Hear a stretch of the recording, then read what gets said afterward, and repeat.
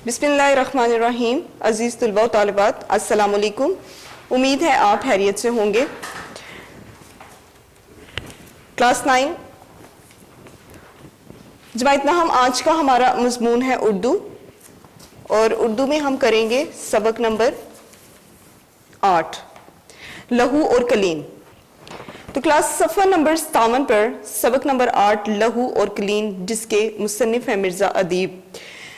Class इसकी पढ़ाई शुरू करने से पहले मैं आपको बता दूं कि मिर्ज़ा अदीब ने ड्रामा लहू और कलीन जो है वो लिखा है कि तलबा को अपने मुआशरे में मौजूद रियाकार किरदारों से जो है वो रोशनास करवाने के लिए। अब हम इसकी पढ़ाई की तरफ आते हैं। तो पढ़ाई शुरू करने से पहले जो है वो हम इसके किरदारों की तरफ आते हैं। तो इसके किरदार में बाबा जो हैं वो नौकर का किरदार अदा कर रहे हैं। तजम्मुल एक सरमायादार कहते हैं एक दौलतमंद आदमी को। तो तजम्मुल जो है वो एक सरमायादार यानी कि दौलतमंद आदमी का किरदार अदा कर रहे हैं। अख्तर जो हैं वो मुसव्विर हैं। मुसव्विर तस्वीरें बनाने वाले को कहते हैं। और रऊफ तजम्मुल का प्राइवेट सेक्रेटरी का किरदार अदा कर रहे हैं। अब हम आते हैं इसके मंजर की तरफ। अब मंजर में क्या है? सरदार तजम्मुल हुसैन की कोठी अल निशात का एक वसी कमरा। सरदार, तो क्लास में बता दूं कि उस दौर में जो सरदार थे वो बड़े बड़े जगीरदारों या जमींदारों को जो है वो सरदार की लक़ब से पुकारा जाता था, उनका ये नाम होता था। तो सरदार जो थे उनका नाम तजम्मुल हुसैन था, तो वो कहते हैं सरदार तजम्मुल हुसैन की कोठी अल निशात का एक वसी कमरा। निशात कहते हैं वैसे खुशी को, लेकिन कोठी का चूंकि उन्होंने नाम रखा था अल निशात, तो उसका एक वसी कमरा। मंजर जो है वो इस कमरे से शुरू होता है, वसी खुला। सरदार तजम्मुल हुसैन की कोठी का एक वसी कमरा, एक खुला कमरा जो है, वहीं से ये मंजर ड्रामे का शुरू होता है। ये कमरा अख्तर स्टूडियो के तौर पर इस्तेमाल करता है। स्टूडियो जिसमें फनकार जो हैं वो काम वगैरह करते हैं उसे स्टूडियो कहते हैं। तो कहते हैं ये कमरा जो है अख्तर स्टूडियो के तौर पर काम करता है। नहायत आला फर्नीचर से आरास्ता, आला फर्नीचर यानी कि बहुत उम्दा फर्नीचर से आरास्ता, आरास्ता सजा हुआ। फर्श पर कलीन, दीवारों पर मशहूर मुसव्वरों के शाहकार। मुसव्वरे कहते हैं तस्वीरें बनाने वाले जो हैं उनको कहते हैं मुसव्वर, और शाहकार कहते हैं बहुत बड़े कारनामे जो सर अंजाम देते हैं या बहुत बड़े कारनामों को जो है वो शाहकार भी कहते हैं। तो कहते हैं कि नहायत उम्दा किस्म का फर्नीचर जो था वो उस कमरे पर था। फर्श पर कलीन थे, दीवारों पर मशहूर मुसव्वरों की पेंटिंग्स जो हैं, तस्वीर जो हैं वो अवेजा थी। एक तरफ रेडियो सेट, कुछ फासले पर सोफा सेट और कुर्सियां भी थी। शुमाली दीवार के साथ लगी हुई दोनों अलमारियों में मुजल्लद किताबें, मुजल्लद यानी कि जिल्द की हुई किताबें जो हैं वो शुमाली दीवार के साथ लगी हुई थी। कार्डनेस पर और तपाइयों के ऊपर तरोताज़ा फूलों से मुज़य्यन गुलदान। तपाइयाँ कहते हैं छोटी छोटी मेज, और कार्डनेस जो है वो मेज के साथ एक और भी जो है वो डेकोरेशन पीसेस होते हैं या फिर कारपेट जो बिछाए होते हैं, वो कहते हैं कि उनके ऊपर जो है तरोताज़ा फूलों से मुज़य्यन गुलदान, मुज़य्यन यानी कि सजे हुए, आरास्ता किए हुए गुलदान। गुलदान कहते हैं कि एक ऐसा बर्तन जिसमें फूलों को सजाया जाता है। तो वो कहते हैं छोटी मेज़ों के ऊपर, छोटी छोटी मेज़ों के ऊपर तरोताज़ा फूलों से सजे हुए गुलदान थे। दरवाज़ों और खिड़कियों पर रेशमी पर्दे, वस्त में इज़ल पर कैनवस जो अभी तक सादा और साफ है। बस यानी कि दरमियान में इज़ल पर, इज़ल यानी कि जो दरमियान में एक बड़ा सा जो एक पाइप लगा होता है उस पर कैनवस, कैनवस से मुराद एक वलायती कपड़ा होता है जो कि उस पाइप पर चढ़ा दिया जाता है, और उससे कमरा जो है वो बहुत खूबसूरत नजर आता है। ये विलायती कपड़ा जो है खूबसूरत फूलों के साथ या नक्शो निगार के साथ जो है वो भरा होता है। करीब एक तपाई पर रंगों के डिब्बे, चीनी की छोटी छोटी प्यालियां, तरह तरह के कलम और मुसव्वरी का दूसरा सामान। करीब एक तपाई पर यानी कि एक छोटी सी जो मेज थी जो कि करीब ही थी, उस पर रंगों के डिब्बे पड़े हुए थे, चीनी की छोटी छोटी प्यालियां जो कि एक मुसव्विर जो है वो अपनी पेंटिंग करने के दौरान इस्तेमाल करता है। तरह तरह के कलम थे और मुसव्वरी का दूसरा सामान था। गर्मियों के इब्तदाई जमाने की एक सुबह, इब्तदाई जमाना यानी कि गर्मियों की अभी जो शुरुआत ही थी उसकी एक सुबह, रोशनदानों में से धूप अंदर आ रही थी।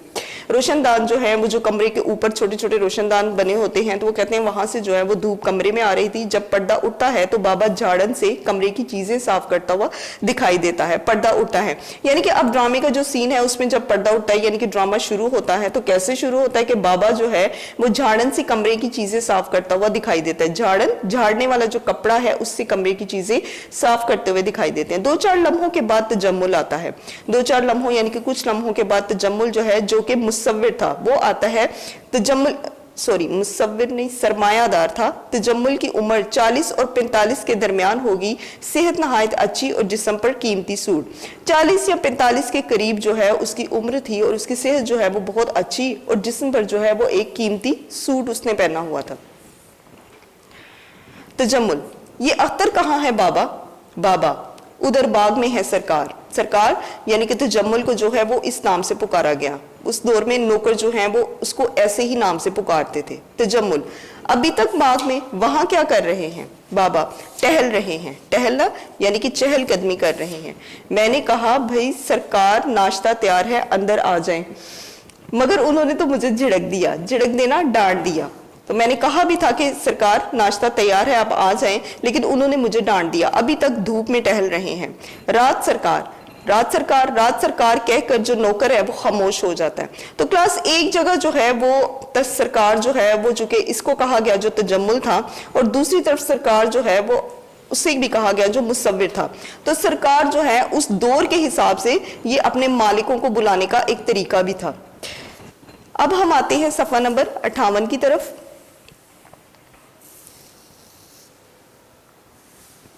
तजम्मुल, रात क्या? बाबा, मैं तो डर ही गया था। हवा हुआ ये सरकार कि मेरी अचानक आंख खुल गई। तो बाबा कहते हैं कि मैं तो एकदम से डर गया। तो माजरा और मामला जो था वो ये हुआ कि मेरी अचानक जो है वो आंख खुल गई। देखता क्या हूं कि बाग में कोई शख्स घूम रहा है। शोर मचाने ही वाला था कि अख्तर मियाँ के हाथ में इनकी छड़ी नजर आ गई। मैं समझ रहा था कि कोई एक अनजान सा आदमी जो है वो बाग में घूम फिर रहा है। जो ही मैं शोर मचाने लगा तो देखा कि अख्तर मियाँ जो है वो हाथ में अपनी छड़ी पकड़े घूम फिर रहे थे। तजम्मुल, इस किस्म के लोगों की ये आदत होती है। इस किस्म के लोगों की मतलब मुसव्विर लोग जो हैं, जो आर्टिस्ट लोग हैं, इनकी ये आदत होती है। हर वक्त किसी ना किसी सोच में डूबे रहते हैं, अलग थलग रहना चाहते हैं। सोच में डूबना यानी कि ये हर वक्त कुछ ना कुछ सोचते रहते हैं, अलग थलग रहते हैं, दूसरों से अलग या जुदा रहते हैं। बाबा, सरकार मैं तो ना खुद यहाँ आता हूँ और ना किसी को यहाँ आने देता हूँ। जरा सफाई के लिए 5-10 मिनट के लिए आ जाता हूँ। मैंने कहा सरकार, तो बाबा जो है वो कहते हैं कि ना तो मैं खुद इस जगह पर आता हूँ, ना मैं किसी को यहाँ आने देता हूँ। हाँ, इतना है कि मैं सफाई के लिए 5-10 मिनट जरूर आता हूँ। मैंने कहा सरकार। फिर बाबा कहते हैं तजम्मुल, क्या है? बाबा, शायद कुछ ऐसे हैं चंद रोज से। शायद कुछ ऐसे हैं चंद रोज से, मतलब ऐसे से मुराद कि वो कुछ परेशान से लग रहे हैं मुझे चंद रोज से, कुछ दिनों से। तजम्मुल, फिर वही बात, एक बार कह दिया जो तुम फनकारों को नहीं समझ सकते, ये हर वक्त परेशान ही रहते हैं। तो तजम्मुल कहता है कि तुम्हें इन फनकारों का, इन आर्टिस्टों का यानी कि इन मुसव्विरों का नहीं पता, ये हर वक्त परेशान रहते हैं और ये इनकी आदत में होता है। बाबा, कुछ ना समझते हुए, अच्छा सरकार, यानी कि बाबा जो है वो उसकी बात को समझ नहीं सके। जाहिर है वो एक नौकर थे और उनमें जितनी जो थी जितनी वो बात को समझ सकते थे उतना वो समझे और अच्छा सरकार कहकर चल दिए। तजम्मुल, बुला लाओ उन्हें, जल्दी करो। बाबा, बेहतर। बाबा कमरे से निकल जाता है। तजम्मुल आगे बढ़कर कैनवस को देखने लगता है। अख्तर आता है, उदेड़ उम्र का शख्स। उदेड़ उम्र मतलब ढलती उम्र का जो एक शख्स है।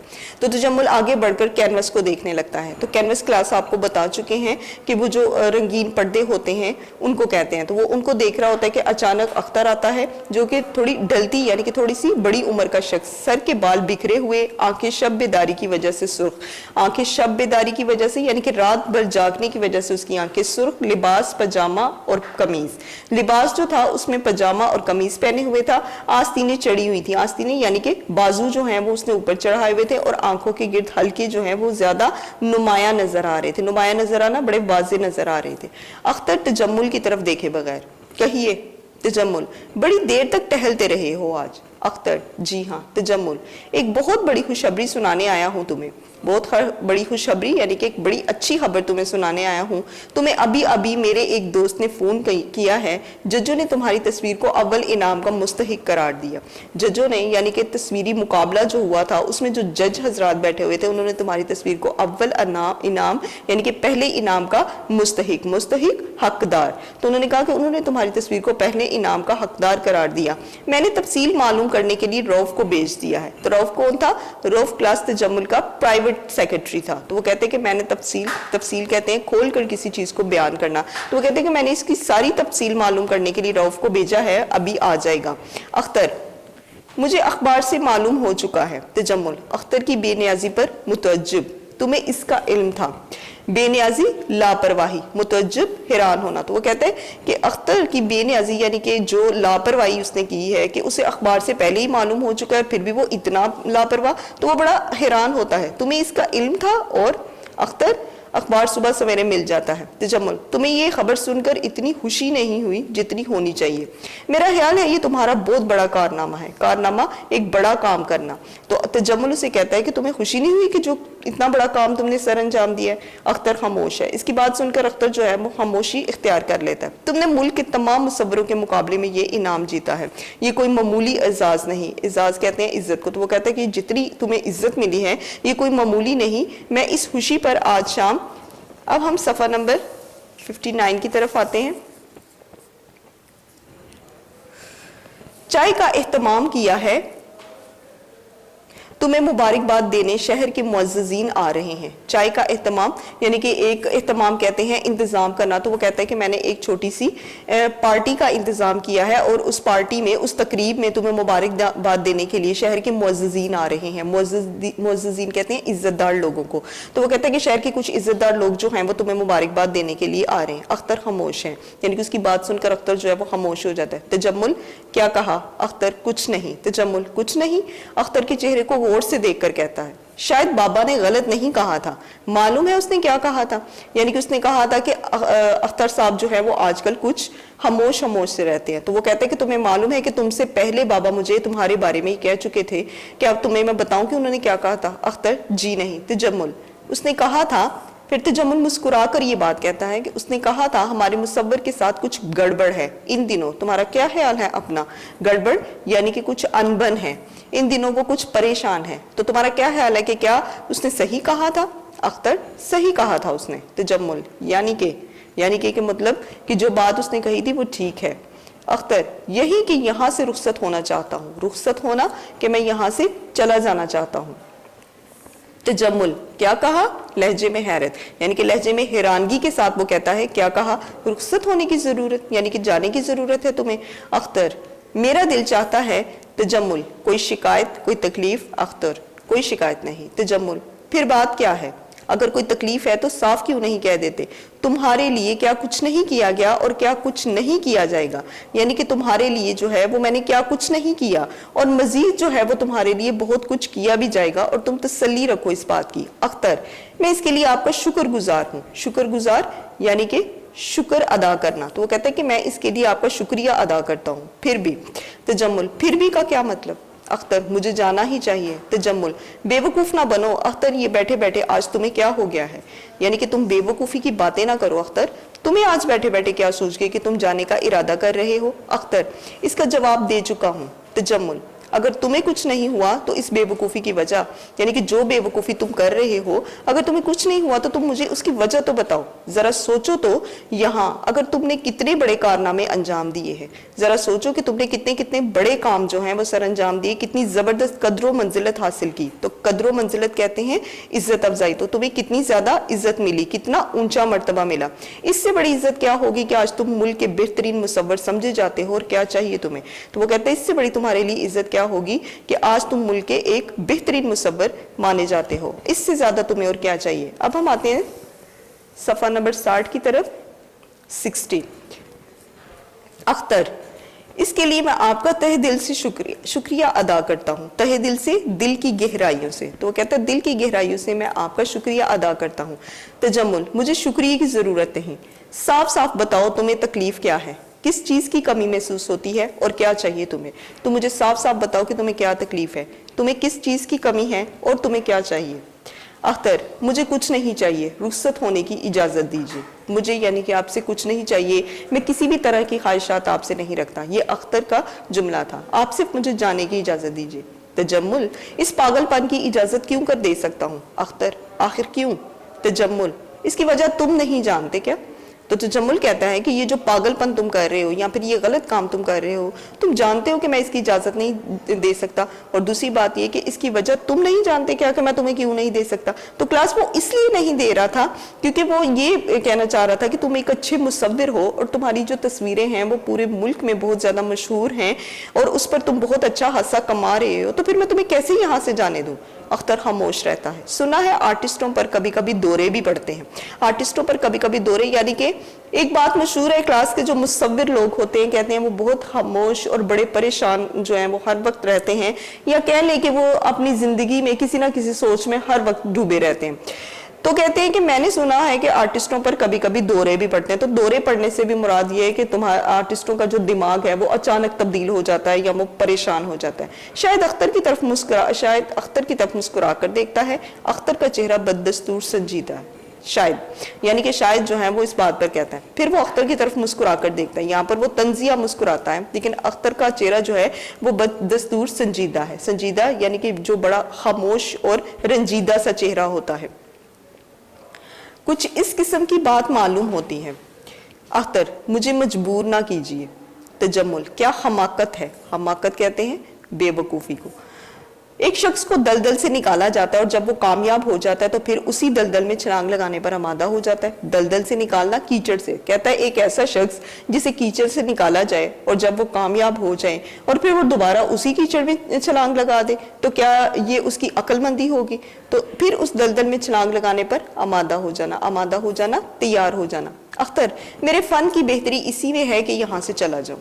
پھر اختر کہتا ہے میرے فن یعنی کہ میرے پاس جو ہنر ہے، جو تصویریں بنانے کا ہنر ہے، تو اس میں یہی بہتری ہے کہ میں جو ہے یہاں سے چلے جاؤں۔ تجمل فن کی بات کرتے ہو، یہاں آنے سے پہلے بھی تمہارے پاس فن تھا اور آج بھی ہے، مگر دونوں میں کتنا فرق ہے۔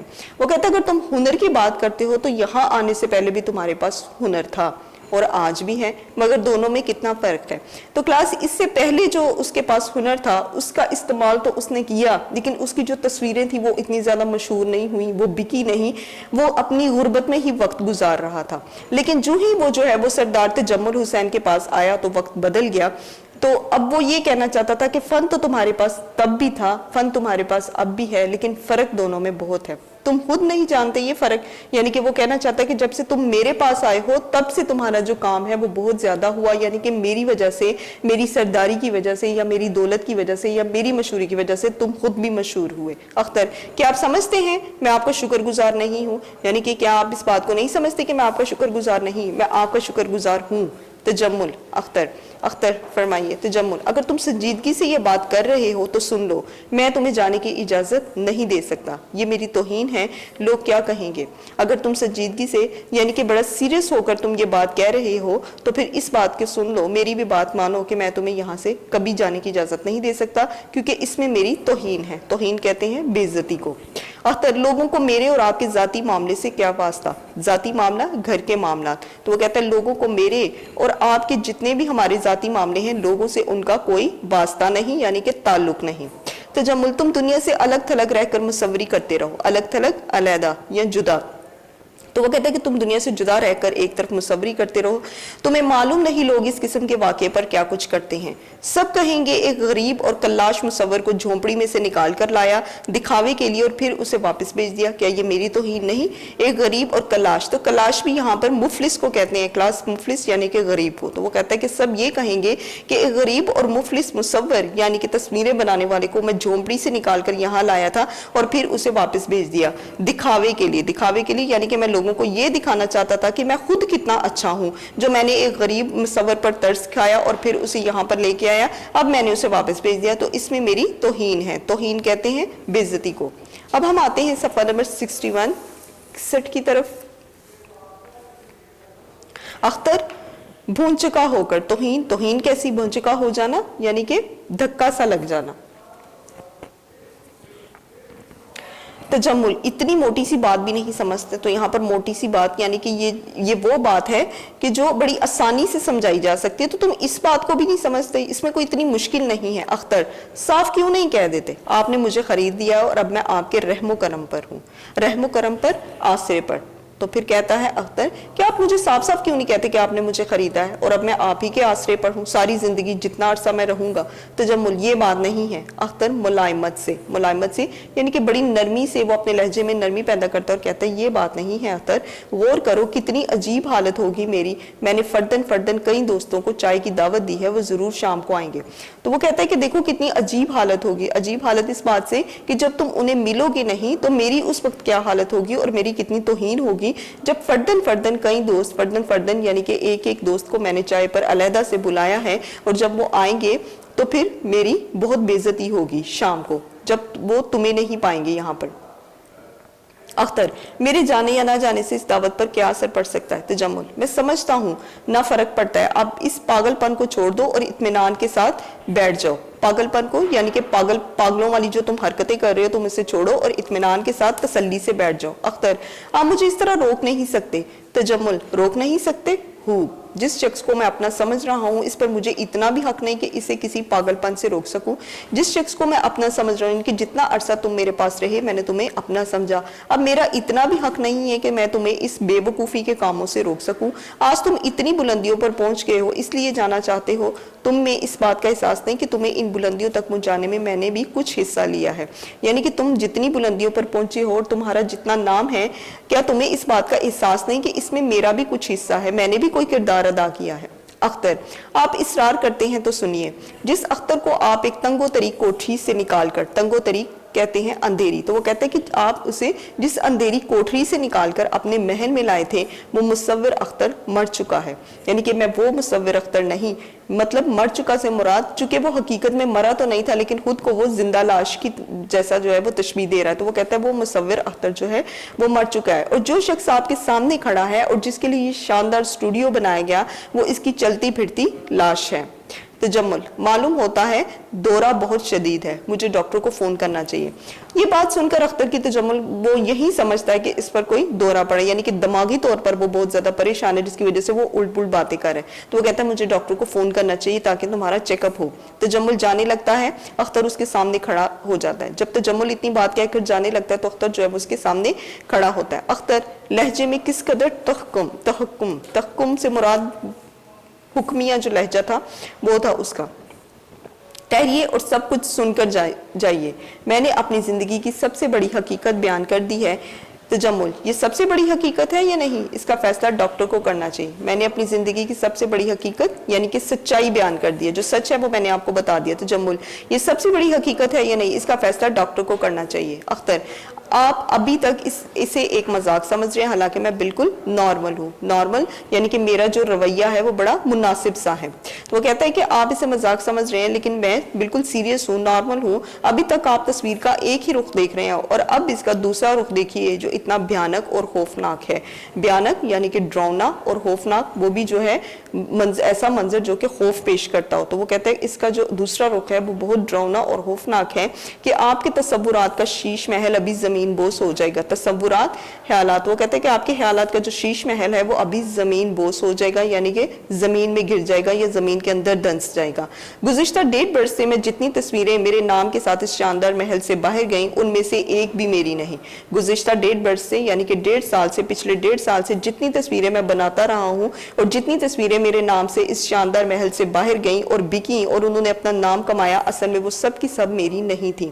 تجمل اختر کو گھورتے ہوئے، معاملہ اتنی دور تک پہنچ جائے گا مجھے اس کا وہم و گمان بھی نہیں تھا۔ وہم و گمان یعنی کہ میرے تصورات میں بھی یہ بات شامل نہیں تھی کہ ایسا ہوگا۔ اختر میرا مشورہ یہ ہے کہ اس وقت آرام کرو، تمہیں مکمل آرام کی سخت ضرورت ہے۔ اب ہم آتے ہیں صفحہ نمبر 62 کی طرف۔ اختر ذرا تحمل سے کام لیجئے، مجھے جو کچھ کہنا ہے کہنے دیجئے۔ تحمل یہاں پر بردباری، برداشت کو کہا گیا، تو وہ کہتا ہے کہ ذرا برداشت سے کام لیں، تھوڑا سا برداشت کر لیں، میں نے جو کچھ کہنا ہے وہ میں نے آج کہہ کے چھوڑنا ہے اور آپ مجھے کہنے دیں گے۔ تجمل تم پاگلوں کی سی باتیں کر رہے ہو، تحمل سے کام ہاک لوں، میں کیا خاک برداشت سے کام لوں؟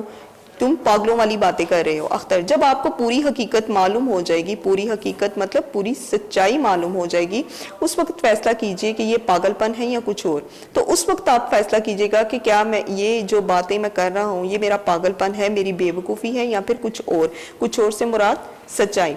तजम्मुल, ये पागलपन नहीं तो और क्या। आखिर गुज़िश्ता 2 साल से तुम मेरे मेहमान हो। इस दौरान में तुमने कई तस्वीरें बनाई हैं जो शहर के मुअज़्ज़ज़ लोगों की कोठियों में आवेज़ा हैं। गुज़िश्ता 2 साल से यानी कि पिछले 2 सालों से तुम मेरे पास मेहमान हो, मेरे पास ठहरे हुए हो, रुके हुए हो, और इस दौरान तुमने कितनी ज़्यादा तस्वीरें बनाई जो शहर के मुअज़्ज़ज़ लोगों की कोठियों में आवेज़ा हैं। मुअज़्ज़ज़ लोग यानी कि इज़्ज़तदार शहर के जो लोग हैं उनकी कोठियों में, कोठियाँ यानी कि उनके घरों में आवेज़ा हैं। आवेज़ा कहते हैं लटकी हुई। तो कहते हैं तुम्हारी जो तस्वीरें हैं वो उनकी घरों में लटकी हुई, इनकी घर की दीवारों में लटकी हुई हैं। इनमें से अक्सर मैंने तोहफ़तन अपने दोस्तों को भी दी हैं, और तुम्हारी कई तस्वीरें ऐसी हैं जो मैंने तोहफ़तन यानी कि तोहफे के तौर पर अपने दोस्तों को दी हैं। ये सब की सब तुम्हारी हैं, तुम्हारी अपनी तहलीक है। तहलीक यानी कि तुम्हारी अपनी बनाई हुई हैं।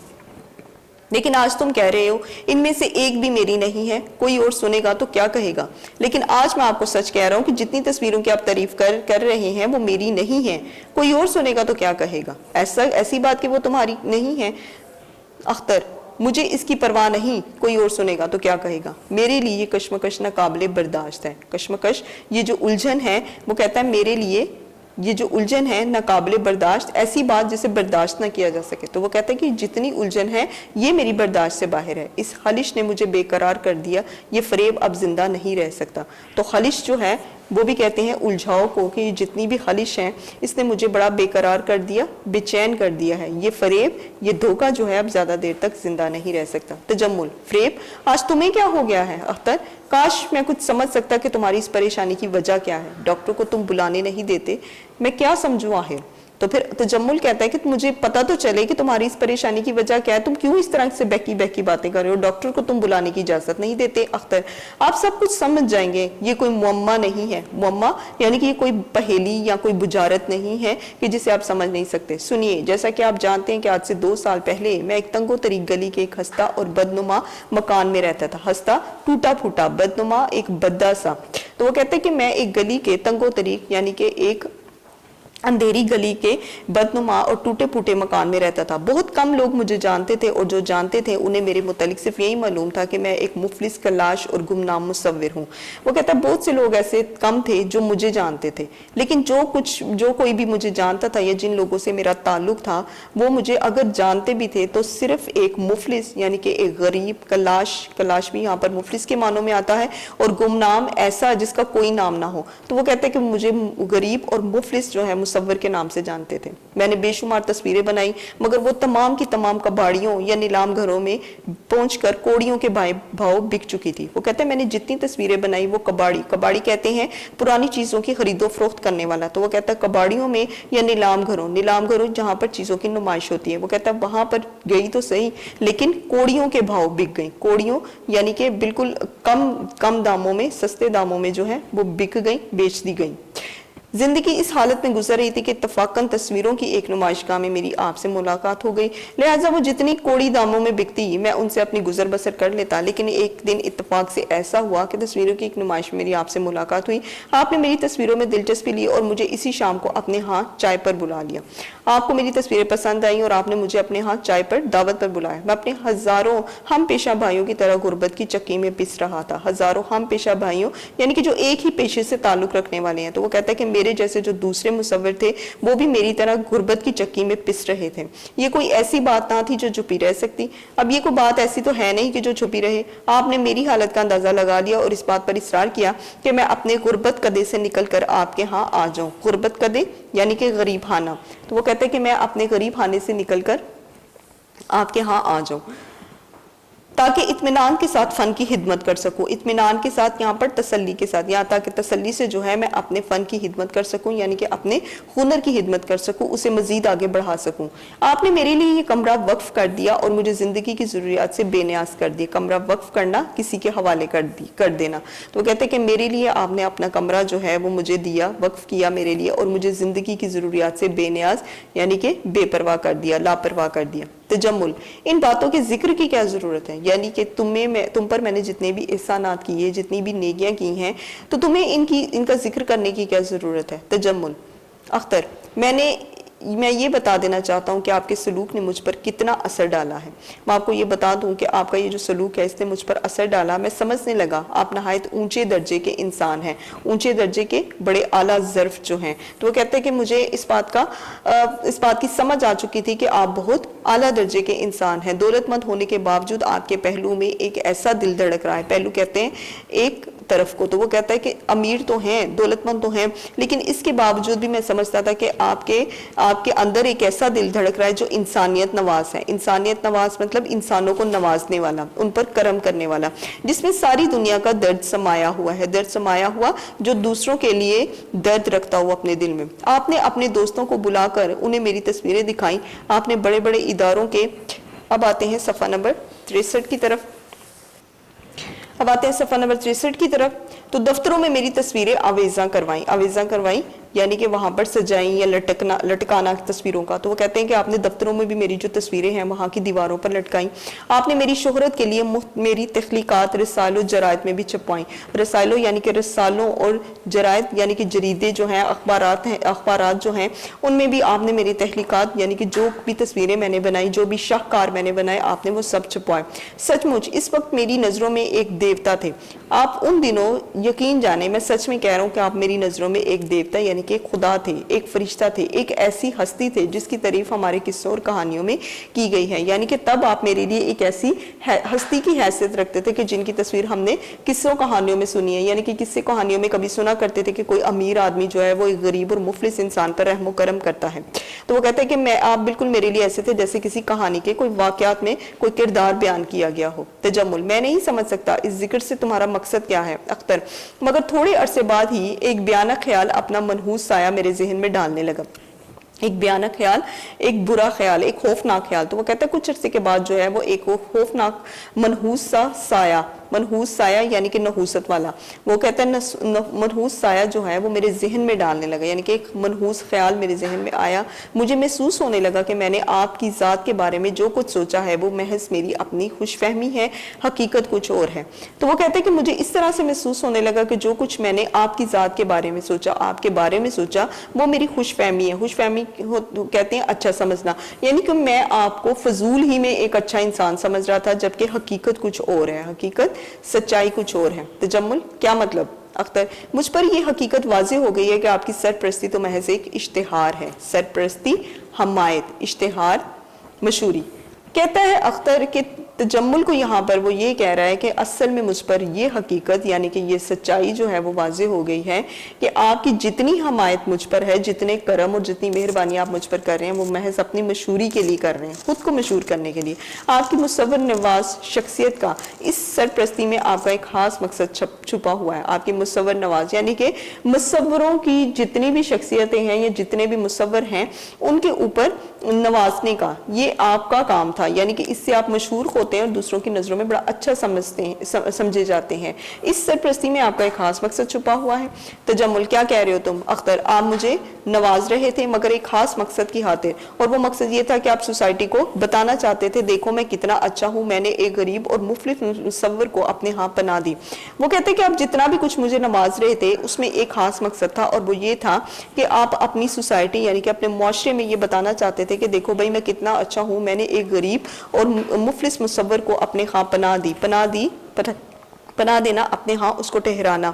تو میں نے ایک غریب مصور کو اپنے ہاں پناہ دی. اب یہ جو کچھ بنا رہا ہے میری سرپرستی کا نتیجہ ہے. یعنی کہ اسے زندگی میں جو کچھ بھی ملا یا جو کچھ بھی مل رہا ہے مزید وہ صرف اور صرف میری حمایت کا نتیجہ ہے. میں نے اس کی صلاحیتوں کو زندہ رکھا ورنہ یہ کب کی ختم ہو چکی ہوتی. تو اس کی جتنی بھی صلاحیتیں ہیں اس کے اندر کی وہ صرف میری وجہ سے زندہ تھی ورنہ یہ کب کی ختم ہو چکی ہوتی. جس طرح بڑی بڑی دکانوں کے دروازوں پر انسانی پیکروں کو نہایت خوبصورت اور شفاف لباس پہنا کر انہیں الماریوں کے اندر سجا دیا جاتا ہے تاکہ لوگ ان حسین و جمیل مجسموں کو دیکھ کر دکانداروں کے اعلیٰ ذوق اور ان کی شان و شوکت سے مروب ہو جائیں, اسی طرح آپ بھی اپنی امارت اور اپنی شخصیت کی نمائندگی نمائش کے لیے میری ذات اور میرے فن کو استعمال کر رہے ہیں. تو کہتے ہیں کہ جیسے بڑی بڑی دکانوں میں جو مجسمے ہیں وہ اس طرح سے ان کو لباس پہنایا جاتا ہے کہ وہ دوسروں کی نظروں کو اچھا لگے, انہیں سجایا جاتا ہے تاکہ لوگ انہیں دیکھیں, اور دکانداروں کے اعلیٰ ذوق یعنی کہ ان کے شوق کو, ان کی شان و شوکت کو, اس ساری چیزوں کے وہ روب میں آ جائیں, مروب یعنی کہ ان کے روب میں آ جائیں, اور پھر وہ اس لباس کو خریدنے کی کوشش کریں. کہتے ہیں اسی طرح آپ بھی اپنی امارت یعنی کہ اپنی امیری کی وجہ سے اور اپنی شخصیت کی نمائش کرنے کے لیے, یعنی کہ خود کو دوسروں کے سامنے امیر اور اچھا بنانے کے لیے جو ہے وہ میری ذات اور میری فن کا استعمال کر رہے تھے. تجمل, غصے سے, یہ جھوٹ ہے, سراسر جھوٹ ہے, سراسر بالکل جھوٹ ہے. اختر, اور آپ بھی کہہ سکتے ہیں مگر بلند آواز سے حقیقت نہیں بدل سکتی. اب یہاں پر اختر کہتا ہے کہ اونچا بولنے سے حقیقت جو ہے, سچائی جو ہے وہ کبھی بھی نہیں بدلتی. آپ کے یہاں میری یہی حیثیت تھی, اور جس وقت مجھے اس کا احساس ہوا مجھے محسوس ہوا جیسے میری اہلیتوں پر برف کی تہ جم گئی ہو. تو وہ کہتا ہے کہ مجھے ایسے لگتا ہے کہ جیسے میری جو اہلیتیں ہیں, میری جو اپنی قابلیتیں ہیں, ان پر برف کی تہ جم جانا, یعنی کہ وہ بالکل جم چکی ہیں, وہ صرف آپ کے نام پر ہیں, اور اس میں اپنا میرا کوئی کردار نہیں اور میرا کوئی کام نہیں. میرے سینے میں ایک بھی شرارہ باقی نہیں رہا. شرارہ کہتے ہیں یہاں پر شولے کو. تو وہ کہتے ہیں کہ میرے سینے میں مجھے ابھارنے کے لیے جو صلاحیتیں ہیں وہ بالکل ختم ہو چکی ہیں. یہ احساس میرے لیے سہانے روح ثابت ہو رہا تھا کہ اپنے جگر کا خون دے دے کر میں نے فن کی جس شمع کو اب تک روشن رکھا ہے, اس کا مقصد آپ کی شاندار کوٹھی اور آپ کی شخصیت کو جگمگانے کے علاوہ اور کچھ بھی نہیں ہے. یہ کہتا ہے یہ احساس میرے لیے سہانے روح یعنی کہ روح کو زخمی کر دینے والا یا اپنے جسم کو زخمی کر دینے کے برابر ثابت ہو رہا تھا کہ میں اپنے جگر کا خون دے دے کر, یعنی کہ جگر کا خون دینے سے مراد کہ میں دن رات محنت کر کے اپنے فن کی جس شمع کو, اپنے ہنر کی اس شمع کو مسلسل جو روشن رکھے ہوئے تھا, اس کا مقصد یہ تھا کہ آپ کی یہ شاندار کوٹھی اور آپ کی شخصیت میرے اس فن کی شمع میں جگمگاتی. میرا اس میں کوئی خاص کمال نہیں بلکہ وہ صرف آپ کی خاطر ہو رہا تھا. ایک فنکار یہ کبھی بھی برداشت نہیں کر سکتا. برداشت نہ کرنا یعنی کہ وہ کبھی سہ نہیں سکتا کہ اس کا فن اپنے اصلی جوہر کھو کر کسی کے لیے محض ایک ذریعہ شہرت بن کر رہ جائے. تو وہ کہتے ہیں کہ جو فنکار ہے وہ کبھی بھی یہ برداشت نہیں کر سکتا اصلی جوہر, حقیقی جوہر, یعنی کہ جو اس کے اندر کی جو قابلیت ہے وہ اسے کھو کر صرف دوسروں کے لیے ایک ذریعہ شہرت بنے. یعنی کہ میں جو کچھ کر رہا تھا وہ صرف آپ کی خاطر تھا, اس میں میرا اپنا کوئی نام یا اپنا کوئی کام نہیں تھا. انہی دنوں مجھے ایک ہم پیشہ دوست مل گیا. ہم پیشہ ایک ہی پیشے سے تعلق رکھنے والے جو ہوتے ہیں ان کو کہتے ہیں. تو وہ کہتے ہیں انہی دنوں مجھے میرا ہم پیشہ دوست ملا جو بددستور غربت کی چکی میں پس رہا تھا. بددستور یعنی کہ مسلسل جو ہے وہ بھی غربت کی چکی میں پس رہا تھا. غریبی اس کے اوپر آتی جا رہی تھی, کم نہیں تھی. میں نے اسے اپنی ذہنی کیفیت بتائی. ذہنی کیفیت یعنی کہ اپنی ذہنی حالت جو ہے وہ میں نے اسے بتائی اور التجا کی. التجا کہتے ہیں درخواست کرنا. تو پھر میں نے اسے درخواست کی کہ وہ مجھے اپنے ہاں رہنے کی جگہ دے دے. یہ سن کر اس نے کہا دیکھو اگر تم آج کل تصویریں نہیں بنا سکتے. جب اس نے میری یہ بات سنی کہ میں چونکہ اس کے گھر رہنا چاہتا ہوں اور ذہنی طور پر میں بڑا پریشان ہوں کیونکہ غربت جو ہے اس نے مجھے آ لیا, تو میں اسی وجہ سے بہت پریشان ہوں. تو اس نے کہا کہ اگر تم آج کل تصویریں نہیں بنا سکتے. اب ہم آتے ہیں صفحہ نمبر 64 کی طرف. تو کوئی حرج نہیں, حرج کی بات نہیں, کوئی حرج کی بات نہیں, کوئی نقصان نہیں.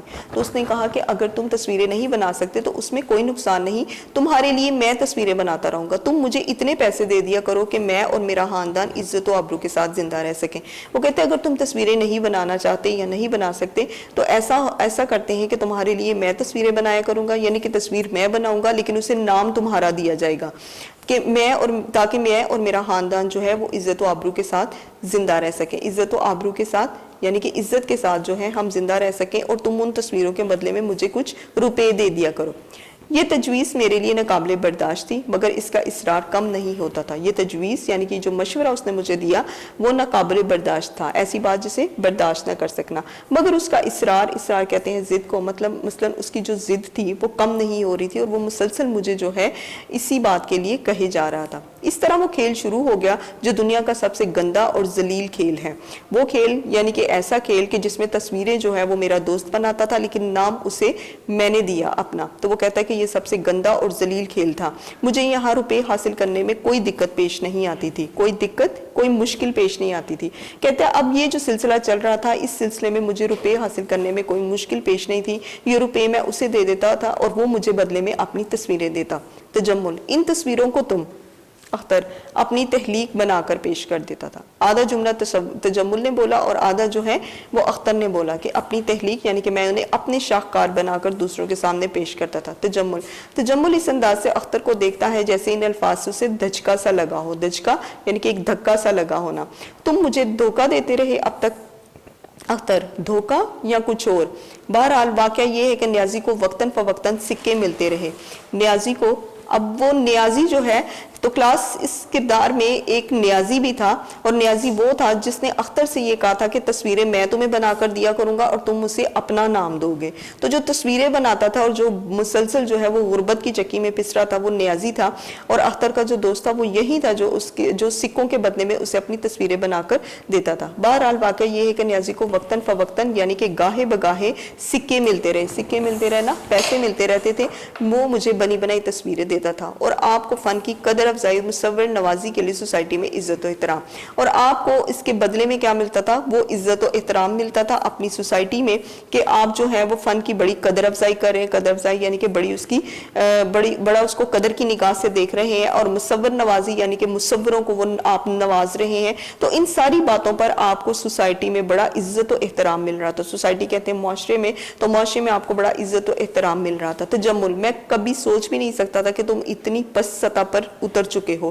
پس سطح پر یعنی کہ اتنے نیچے اتنے کمینے پن پر اتر چکے ہوگے. اختر میں نے خود کبھی نہیں سوچا تھا لیکن اس سطح پر اترنے کے لیے مجبور تھا. پھر اختر کہتا ہے کہ میں نے کبھی بھی نہیں سوچا تھا لیکن میں مجبور تھا کہ میں اتنا نیچے گروں. نیازی نے مجھے کئی تصویریں دی ہیں. یہ تصویریں آج آپ جیسے معزز لوگوں کے ڈرائنگ روموں کی زینت ہیں. ڈرائنگ روم تو گھر میں جو ایک خاص کمرہ ہوتا ہے جہاں پر بڑی خوبصورت سی تصویریں اور ڈیکوریشن پیسز جو ہیں وہ آویزہ ہوتی ہیں, تو اس کو کہتے ہیں ڈرائنگ روم, اور زینت کہتے ہیں نمائش کو. تو کہتے ہیں کہ یہ تصویریں آج بھی آپ جیسے معزز لوگ یعنی کہ عزت دار لوگوں کے ڈرائنگ روموں میں جو ہے وہ نمائش کے طور پر لگی ہوئی ہیں, ان کی زینت بنے ہوئے ہیں. وہ پہلے کی طرح مفلس نہیں ہے. وہ پہلے کی طرح یعنی کہ نیازی جو ہے وہ پہلے کی طرح مفلس نہیں, غریب نہیں ہے. وہ اپنی بہن کی شادی کر چکا ہے, اسے روٹی اور کپڑے کی بھی تکلیف نہیں. اب مالک مکان بھی اسے پریشان نہیں کرتا, مگر میں جانتا ہوں کہ اس کے دل کی کیا کیفیت ہے. کیفیت کہتے ہیں حالت کو. میں جانتا ہوں کہ اس کے دل کی کیا ہے حالت ہے. اپنی اولاد کو چند سکوں کے عوض دوسروں کو سونپ دینا ایک ایسا تکلیف دہ واقعہ ہے جس کا اندازہ آپ نہیں لگا سکتے. اپنی اولاد کو, اولاد تو مصور کے لیے جو تصویریں ہیں اصل میں وہ اس کی اولاد کے مانند ہی ہیں. تو وہ اولاد اس لیے کہہ رہا ہے کہ جیسے کسی کو اپنی اولاد پیاری ہوتی ہے, اسی لیے مصور کو اپنے وہ خیالات جو اسے تصویروں کا وہ روپ دیتا ہے, وہ رنگ دیتا ہے, وہ اسے بھی اسی طرح پیارے ہیں جیسے کسی کو اپنی اولاد. تو وہ کہتا ہے اپنی اولاد کو چند سکوں کے عوض یعنی کہ بدلے میں, اپنی اولاد کو چند پیسوں کے بدلے میں کسی کو سونپ دینا, کسی کے سپرد کر دینا ایک ایسا تکلیف دہ واقعہ ہے, تکلیف دہ جس سے بڑی تکلیف ہوتی ہو. تو وہ کہتے ہیں کہ ایسا تکلیف دہ واقعہ ہے جس کا اندازہ آپ نہیں لگا سکتے. آج آپ جب اس نے سنا ہوگا کہ اس کی بنائی ہوئی تصویر اول انعام کی مستحق قرار پائی ہے تو اس کی کیا حالت ہوئی ہوگی.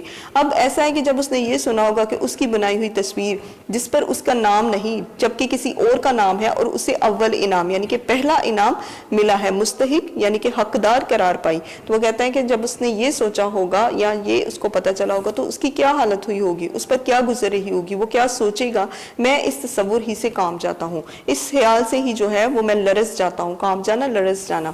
تجمل تو اب تک تم نے ہمیں دھوکے میں رکھا, اپنی نالائکی چھپاتے رہے. میں نے تمہیں اتنی آسائشیں بیکار مہیا کی تھی. تو وہ کہتا ہے اب تک تم نے ہمیں دھوکے میں یعنی کہ مسلسل تم ہمیں فریب دیتے رہے. اپنی نالائکی نااہلی, تم اپنی نااہلی ہم سے چھپاتے رہے. میں نے اتنی آسائشیں یعنی کہ سہولتیں جو ہیں وہ تمہیں فضول میں مہیا کی تھی. مہیا کرنا, میسر کرنا. اختر اب ان کی قیمت وصول کر چکے ہیں. آپ جو ہیں وہ ان کی تمام قیمت وصول کرتے ہیں. وصول کر چکنا, مل چکنا. تو آپ کو ان کی قیمت مل چکی ہے. ہمیشہ کی طرح اس سودے میں آپ ہی کو فائدہ ہوا. تو کیسے فائدہ ہوا؟ اس سودے میں جو ہے وہ اس کو ایسے فائدہ ہوا, ایک تو اس نے ایک مصور کو اپنے گھر میں رکھا, دوسرا یہ تھا کہ لوگ اس کو اس طرح سے عزت دے رہے تھے کہ کسی مصور کی غریبی کو ختم کرنا, اس کو اپنے گھر میں رکھنا, پھر اس کی تصویریں بیچ کر اسے جو منافع اور نفع حاصل ہوتا تھا وہ بھی اس کو ملتا تھا. تو ہر طرح سے وہ کہتا ہے کہ نفع جو ہے وہ آپ ہی کو حاصل ہوا. تجمل اس قدر فریب دینے کے بعد اپنے محسن کو جلی کٹی سناتے ہوئے تمہیں شرم نہیں آتی؟ محسن یعنی کہ دوسروں کا ایسا انسان جو کہ دوسروں کا خیال رکھنے والا ہو، تو وہ کہتا ہے اس قدر فریب یعنی کہ دھوکہ دینے کے بعد اپنے محسن کو کہ میں تمہارا اتنا خیال رکھتا رہا ہوں، تمہارا قدردان رہا، اور تم مجھے جلی کٹی سناتے رہے ہو، یعنی کہ اتنی بری باتیں سناتے ہو، تو تمہیں شرم نہیں آتی؟ اختر مجھے شرم کیوں آئے گی؟ شرم تو آپ لوگوں کو آنی چاہیے جو بلندیوں پر پہنچنے کے لیے ہزاروں انسانوں کو اپنی سیڑھی بنا دیتے ہیں۔ وہ کہتے ہیں کہ شرم مجھے نہیں، شرم آپ جیسے لوگوں کو آنی چاہیے جو خود تو نااہل اور نالائق ہوتے ہیں لیکن اپنے آپ کو بلندیوں تک پہنچانے کے لیے صرف اور صرف استعمال کمزور لوگوں کا کرتے ہیں، اور انہی کمزوروں کو آپ اپنی سیڑھی بناتے ہیں۔ جو ایک فنکار کی سرپرستی بھی کرتے ہیں تو اپنے مطلب کے لیے، یعنی کہ اگر آپ نے میری سرپرستی کہتے ہیں حمایت، تو آپ نے ایک فنکار کی اگر سرپرستی کی، اس کی حمایت کی، میری دیکھ بھال کی، تو اس میں بھی آپ کا مطلب تھا۔ تجمل اپنے گریبان میں منہ ڈال کر دیکھو کہ تم کیا ہو۔ پھر تجمل کہتا ہے اپنے گریبان میں، یعنی کہ خود اپنے اندر جھانکو کہ تمہاری حیثیت کیا ہے، تم کیا ہو۔ تو یہاں پر جو ہے وہ اس کی نالائکی بتا رہا ہے۔ احسان فراموش، احسان فراموش کہتے ہیں احسان کو بھولنے والا۔ چور اور مجرم، مجرم وہ جس نے کوئی جرم کیا ہو۔ اختر میں سب کچھ ہوں مگر تم کیا ہو یہ بھی تو کہو۔ تجمل میں، اب صفحہ نمبر 65 کی طرف آتے ہیں۔ اختر ہاں تم بتاؤ خاموش کیوں ہو، بتاتے کیوں نہیں؟ دوسروں کے جرم دیکھ لیتے ہو، دوسروں کو مجرم کہتے ہو مگر اپنے متعلق کچھ نہیں کہتے، بتاؤ کون ہو تم؟ پھر وہ کہتا ہے کہ تم بتاؤ تم کیوں خاموش ہو؟ دوسروں کو تو تم دوسروں کے جرم بھی دیکھتے ہو اور انہیں مجرم بھی قرار دیتے ہو، لیکن خود بتاؤ کہ تم کیا ہو، تمہاری کیا حیثیت ہے، کیا اوقات ہے؟ رؤف، تو رؤف جو ہے وہ اس کا سیکرٹری جو تھا وہ آتا ہے، دونوں خاموش ہو جاتے ہیں۔ جو ہی رؤف اندر آتا ہے تو دونوں جو ہیں وہ خاموش ہو جاتے ہیں۔ وہ خبر بالکل درست ہے جناب، پہلا انعام اختر صاحب ہی کو ملا ہے، یہ رہا اخبار۔ تو رؤف کو چونکہ اس نے بھیجا تھا کہ وہ اخبار سے پتہ کرے کہ پہلا انعام جو ہے وہ کسے ملا ہے، تو یہ جو ہے ان دونوں کے درمیان جو بحث تھی اس سے پہلے تجمل نے جو ہے وہ رؤف کو بھیجا تھا، تو وہ فوراً سے ہی آ جاتا ہے اور یہ خبر لے کر آتا ہے کہ یہ پکی بات ہے کہ پہلا انعام جو ہے وہ اختر صاحب کو ملا ہے۔ آپ دونوں کو اس حالت میں دیکھ کر حیران ہو جاتا ہے۔ جب وہ دونوں جھگڑا کر رہے ہوتے ہیں تو رؤف جو ہے وہ ان دونوں کی اس حالت کو دیکھ کر بہت زیادہ حیران ہو جاتا ہے۔ تجمل تم جاؤ اس وقت۔ رؤف بہتر جناب۔ رؤف دروازے کی طرف جانے لگتا ہے، پھر ٹھہر جاتا ہے۔ اوہ یاد آ گیا، مسٹر اختر آپ کا کوئی واقف کار راستے میں ملا تھا۔ مسٹر اختر آپ کا کوئی واقف کار کہتے ہیں جاننے والے کو، تو وہ کہتا ہے آپ کا کوئی جاننے والا جو ہے وہ راستے میں ملا تھا، اس نے ایک پیغام دیا ہے آپ کے نام۔ آپ کو کوئی مصور دوست تھا؟ نیازی، وہ کہتا ہے کہ جو جاننے والا آپ کا ملا تھا وہ آپ کا مصور دوست تھا، یعنی کہ آپ کا دوست تھا جو وہ بھی مصوری کرتا تھا اور اس کا نام نیازی تھا۔ اختر ہاں کیا ہوا اسے جلدی بتاؤ۔ رؤف افسوس آج صبح اس نے خودکشی کر لی۔ خودکشی یعنی کہ خود کو موت کے گھاٹ اتار دینا۔ تو رؤف کہتا ہے کہ مجھے بڑا دکھ ہوا کہ اس نے جو آج صبح خودکشی کر لی۔ اختر خودکشی؟ رؤف جی ہاں، ہسپتال جانے سے پہلے مر چکا تھا۔ اصل میں اس نے خودکشی کر لی اور جو ہی ہم اسے ہسپتال پہنچانے لگے تو سنا ہے کہ اس سے پہلے وہ مر چکا تھا۔ اختر تجمل سے سنا تم نے؟ ابھی پوچھ رہے تھے تم میں کیا ہوں، اب تو تمہیں معلوم ہو گیا ہوگا کہ تم کیا ہو، تم قاتل ہو، یہ قتل تم نے کیا ہے۔ اختر جو ہے اب وہ سارے کا سارا ذمہ جو ہے وہ تجمل کو جو ہے وہ ذمہ دار قرار دیتا ہے اور وہ کہتا ہے کہ تم تو مجھے پوچھ رہے تھے نا، لیکن اب میں تمہیں بتاتا ہوں کہ تم کیا ہو، اصل میں تم قاتل ہو اور یہ قتل تم نے کیا ہے۔ یہاں پر وہ اس لیے کہہ رہے کہ تم جیسے امیر لوگ جو ہیں اپنے آپ کو مشہور کرنے کے لیے، اپنا اونچا نام کرنے کے لیے کمزور اور غریب لوگوں کا استعمال کرتے ہو، اور تمہاری استعمال کی وجہ سے میرا دوست نیازی جو ہے وہ اس دنیا سے چلا گیا۔ تجمل غصے سے گرج کر بکواس بند کرو۔ اختر قانون تمہیں کچھ نہیں کہے گا مگر انسانیت کی نظر میں تم قاتل ہو۔ قانون اس لیے کچھ نہیں کہے گا کیونکہ ظاہر ہے خودکشی اس نے خود سے کی تھی اور اس میں نہ تو اختر کو شامل کیا جا سکتا تھا اور نہ ہی تجمل کو شامل کیا جا سکتا تھا، کیونکہ قانون کو تو اس بات کا پتہ بھی نہیں کہ وہ دونوں اسے جانتے ہیں یا نہیں، یا پھر نیازی جو ہے وہ تجمل یا اختر کو جانتا بھی ہے یا نہیں۔ تو وہ کہتا ہے قانون تو تمہیں کچھ نہیں کہے گا مگر انسانیت کی نظر میں تم قاتل ہو۔ انسانیت کی نظروں میں یعنی کہ لوگوں کی نظروں میں یا اپنے گریبان میں جب تم دیکھو گے تو تم خود کو قاتل ہی محسوس کرو گے۔ تم نے دو قتل کیے ہیں، ایک مصور کے فن کو موت کے گھاٹ اتارا اور دوسرے مصور کی جان لے لی۔ ایک یہ کہ اس کا جو فن تھا، اس کا جو ہنر تھا، ایک تو وہ بھی موت کے گھاٹ اتار دیا گیا اور دوسرا کہ اس کی اپنی بھی جان چلی گئی۔ تو تم نے دو طرح سے قتل کیا اور دو قتل کیے، یہ قتل نہیں تو اور کیا ہے؟ اور قتل کیا ہوتا ہے؟ تجمل نکل جاؤ یہاں سے، کمینے، پاجی، احسان فراموش۔ کمینے یہ گالیاں ہیں اور پاجی جو ہے یہ گناہگار ہے، احسان فراموش احسان کو بھولنے والا۔ تو وہ کہتا ہے یہاں سے کمینے اور گناہگار انسان نکل جاؤ۔ اختر میری زبان رک نہیں سکتی، میں چیخ چیخ کر کہوں گا، دیکھو تو لوگو یہ قاتل ہے، اس کے ہاتھ خون میں رنگے ہوئے ہیں، یہ سوسائٹی کا خوفناک مجرم ہے۔ تو اختر کہتا ہے کہ میری جو زبان ہے وہ کبھی بھی نہیں رک سکتی، میں مسلسل چیختا رہوں گا اور تمہیں برا بھلا کہتا رہوں گا کہ یہ قاتل ہے اور اس کے جو ہاتھ ہیں خون میں رنگے ہوئے ہیں، یعنی کہ آپ اس کے ہاتھوں کو دیکھیں، اس کے ہاتھ خون میں رنگے ہوئے ہیں اور یہ سوسائٹی کا خوفناک مجرم ہے، یعنی کہ یہی مجرم ہے سوسائٹی کا مجرم، یعنی کہ ایسے لوگوں کی وجہ سے جو ہے بہت سے لوگ چھپ چھپا کر خودکشی کر لیتے ہیں، خود کو موت کے گھاٹ اتار لیتے ہیں۔ تو ایسے لوگوں کو ہی سوسائٹی کا، ایسے لوگوں کی وجہ سے جو ہوتا ہے ان کو سوسائٹی کا خوفناک مجرم کہا جاتا ہے۔ تجمل، رؤف کھڑے کیوں ہو، اس پاجی کو دھکے دے کر نکال دو۔ اب وہ اپنے سیکرٹری کو کہتے ہیں کہ کھڑے کیوں ہو، اس پاجی کو یعنی کہ اس گناہ کار کو دھکے دے کر یہاں سے نکالو، لے جاؤ اسے پاگل خانے میں، پولیس کو ٹیلی فون کرو یہ پاگل ہو گیا ہے، اسے پاگل خانے لے جاؤ یا پھر پولیس کو فون کرو کہ یہ پاگل ہو گیا، خطرناک پاگل ہے۔ رؤف اختر کو دھکے دے کر باہر نکالنے لگتا ہے۔ اختر چیخ چیخ کر کہہ رہا ہے تم قاتل ہو، تم نے قتل کیا ہے، میں خاموش نہیں رہوں گا۔ جب وہ اسے دھکے دے کر باہر نکالتا ہے تو اختر کہتا ہے چیخ چیخ کر کہ تم قاتل ہو اور قتل تم نے کیا اور میں خاموش نہیں رہوں گا، یعنی کہ میں ساری سوسائٹی میں یہ بتاؤں گا کہ یہ قاتل تم تھے اور تمہاری وجہ سے ہی نیازی نے خودکشی کی۔ یہ آواز آہستہ آہستہ ڈوبنے لگتی ہے۔ تجمل دائیں ہاتھ کی انگلیوں سے پیشانی کا پسینہ پونچھنے لگتا ہے۔ اب آہستہ آہستہ جب ہی وہ باہر نکلنے لگتا ہے تو آواز جو ہے وہ ڈوبتی ہے اور تجمل جو ہے وہ دائیں ہاتھ کی انگلیوں سے پیشانی کا پسینہ پونچھتا ہے۔ پردہ گرتا ہے۔ پردہ گرتا سے مراد کے ڈرامے کا جو سین ہے اور ڈرامہ جو ہے وہ ختم ہو جاتا ہے، جسے ایک تھیٹر پہ پیش کیا جاتا ہے۔ تو کلاس یہ تھا سبق نمبر 8 لہو اور کلین۔ اس کی الفاظ مانی اور پڑھائی جو ہے وہ آپ کو کروائی جا چکی ہے۔ امید ہے کہ آپ گھر پر اس کے الفاظ مانی کو سمجھیں گے اور اس کی پڑھائی بھی کریں گے۔ اب ہم شروع کرتے ہیں اس کا خلاصہ۔ کلاس سبق نمبر 8 لہو اور کلین کی پڑھائی کے بعد اب ہم اس کے خلاصے کی طرف آتے ہیں۔ تو خلاصے میں یہ کہ سردار تجمل حسین کی کوٹھی جو ہے اس کے ایک وسیع کمرے میں منظر شروع ہوتا ہے۔ منظر شروع ہونے سے مراد کہ ڈرامہ جو ہے وہ سردار تجمل حسین کی کوٹھی کے کمرے سے شروع ہوتا ہے۔ کوٹھی کا کمرہ جو ہے وہ بہت زیادہ اچھا آراستہ، فرش پر قلین جو ہے وہ ہے، دیوار پر مشہور مصوروں کے شاہکار ہیں اور بہت ہی خوبصورت جو ہے وہ پھولوں سے مزین ہے۔ بابا جو ہے، بابا یہاں پر جو ہے نوکر کو کہا گیا ہے، تو بابا جو ہے وہ جھاڑن سے کمرے کی چیزیں صاف کرتے ہوئے دکھائی دیتے ہیں کہ کچھ دیر بعد تجمل جو کہ ایک سرمایہ دار تھا، وہ جس کی عمر 40 یا 45 کے قریب ہوگی، وہ جو ہے کمرے کے اندر داخل ہوتے ہیں۔ جب وہ کمرے میں داخل ہوتے ہیں تو وہ بابا سے پوچھتے ہیں کہ جو اختر ہیں وہ کہاں ہیں۔ اختر جو ہے آپ کو پہلے بتا چکی ہوں کہ وہ مصور تھے، تو وہ اس کے بارے میں پوچھتے ہیں وہ کہاں ہیں۔ بابا جواب دیتے ہیں کہ وہ جو ہے باغ میں ٹہل رہے تھے، میں نے انہیں ناشتے کے لیے کہا تھا لیکن انہوں نے مجھے جھڑک دیا، اور اس کی یہ حال ہے کہ ابھی تک وہ جو ہے وہ دھوپ میں ٹہل رہے ہیں۔ پھر بابا جو ہیں وہ تجمل سے کہتے ہیں کہ سرکار ایسا ہے کہ میں نے اختر صاحب کو رات جو ہے وہ باغ میں گھومتے ہوئے دیکھا، ٹہلتے ہوئے دیکھا، لیکن وہ بہت پریشان نظر آ رہے تھے۔ پہلے تو مجھے معلوم نہیں ہوا کہ یہ کون ہے، لیکن جب میں نے غور سے دیکھا تو ان کی چھڑی سے مجھے پتا لگا کہ یہ تو اختر صاحب ہیں۔ وہ کسی بہت ہی گہری سوچ میں جو ہے وہ مبتلا تھے، ڈوبے ہوئے تھے۔ آگے سے تجمل جواب دیتا ہے کہ نہیں، یہ جو فنکار لوگ ہوتے ہیں اصل میں یہ ان کی ذہنی کیفیت بالکل اسی طرح کی ہوتی ہے، یہ ہر وقت جو ہے وہ پریشان ہی رہتے ہیں، ان کی طبیعت اور عادت میں یہ چیز شامل ہوتی ہے۔ پھر بابا جو آگے سے بابا کہتے ہیں کہ نہیں، مجھے ایسا نہیں لگتا۔ خیر، تجمل جو ہے وہ بڑے غصے سے بابا سے کہتے ہیں کہ آپ ان ساری باتوں کو چھوڑو اور بہتر یہی ہے کہ اختر کو بلا کر لاؤ، اسے بولو کہ تجمل آپ کو بلا رہے ہیں، طلب کر رہے ہیں۔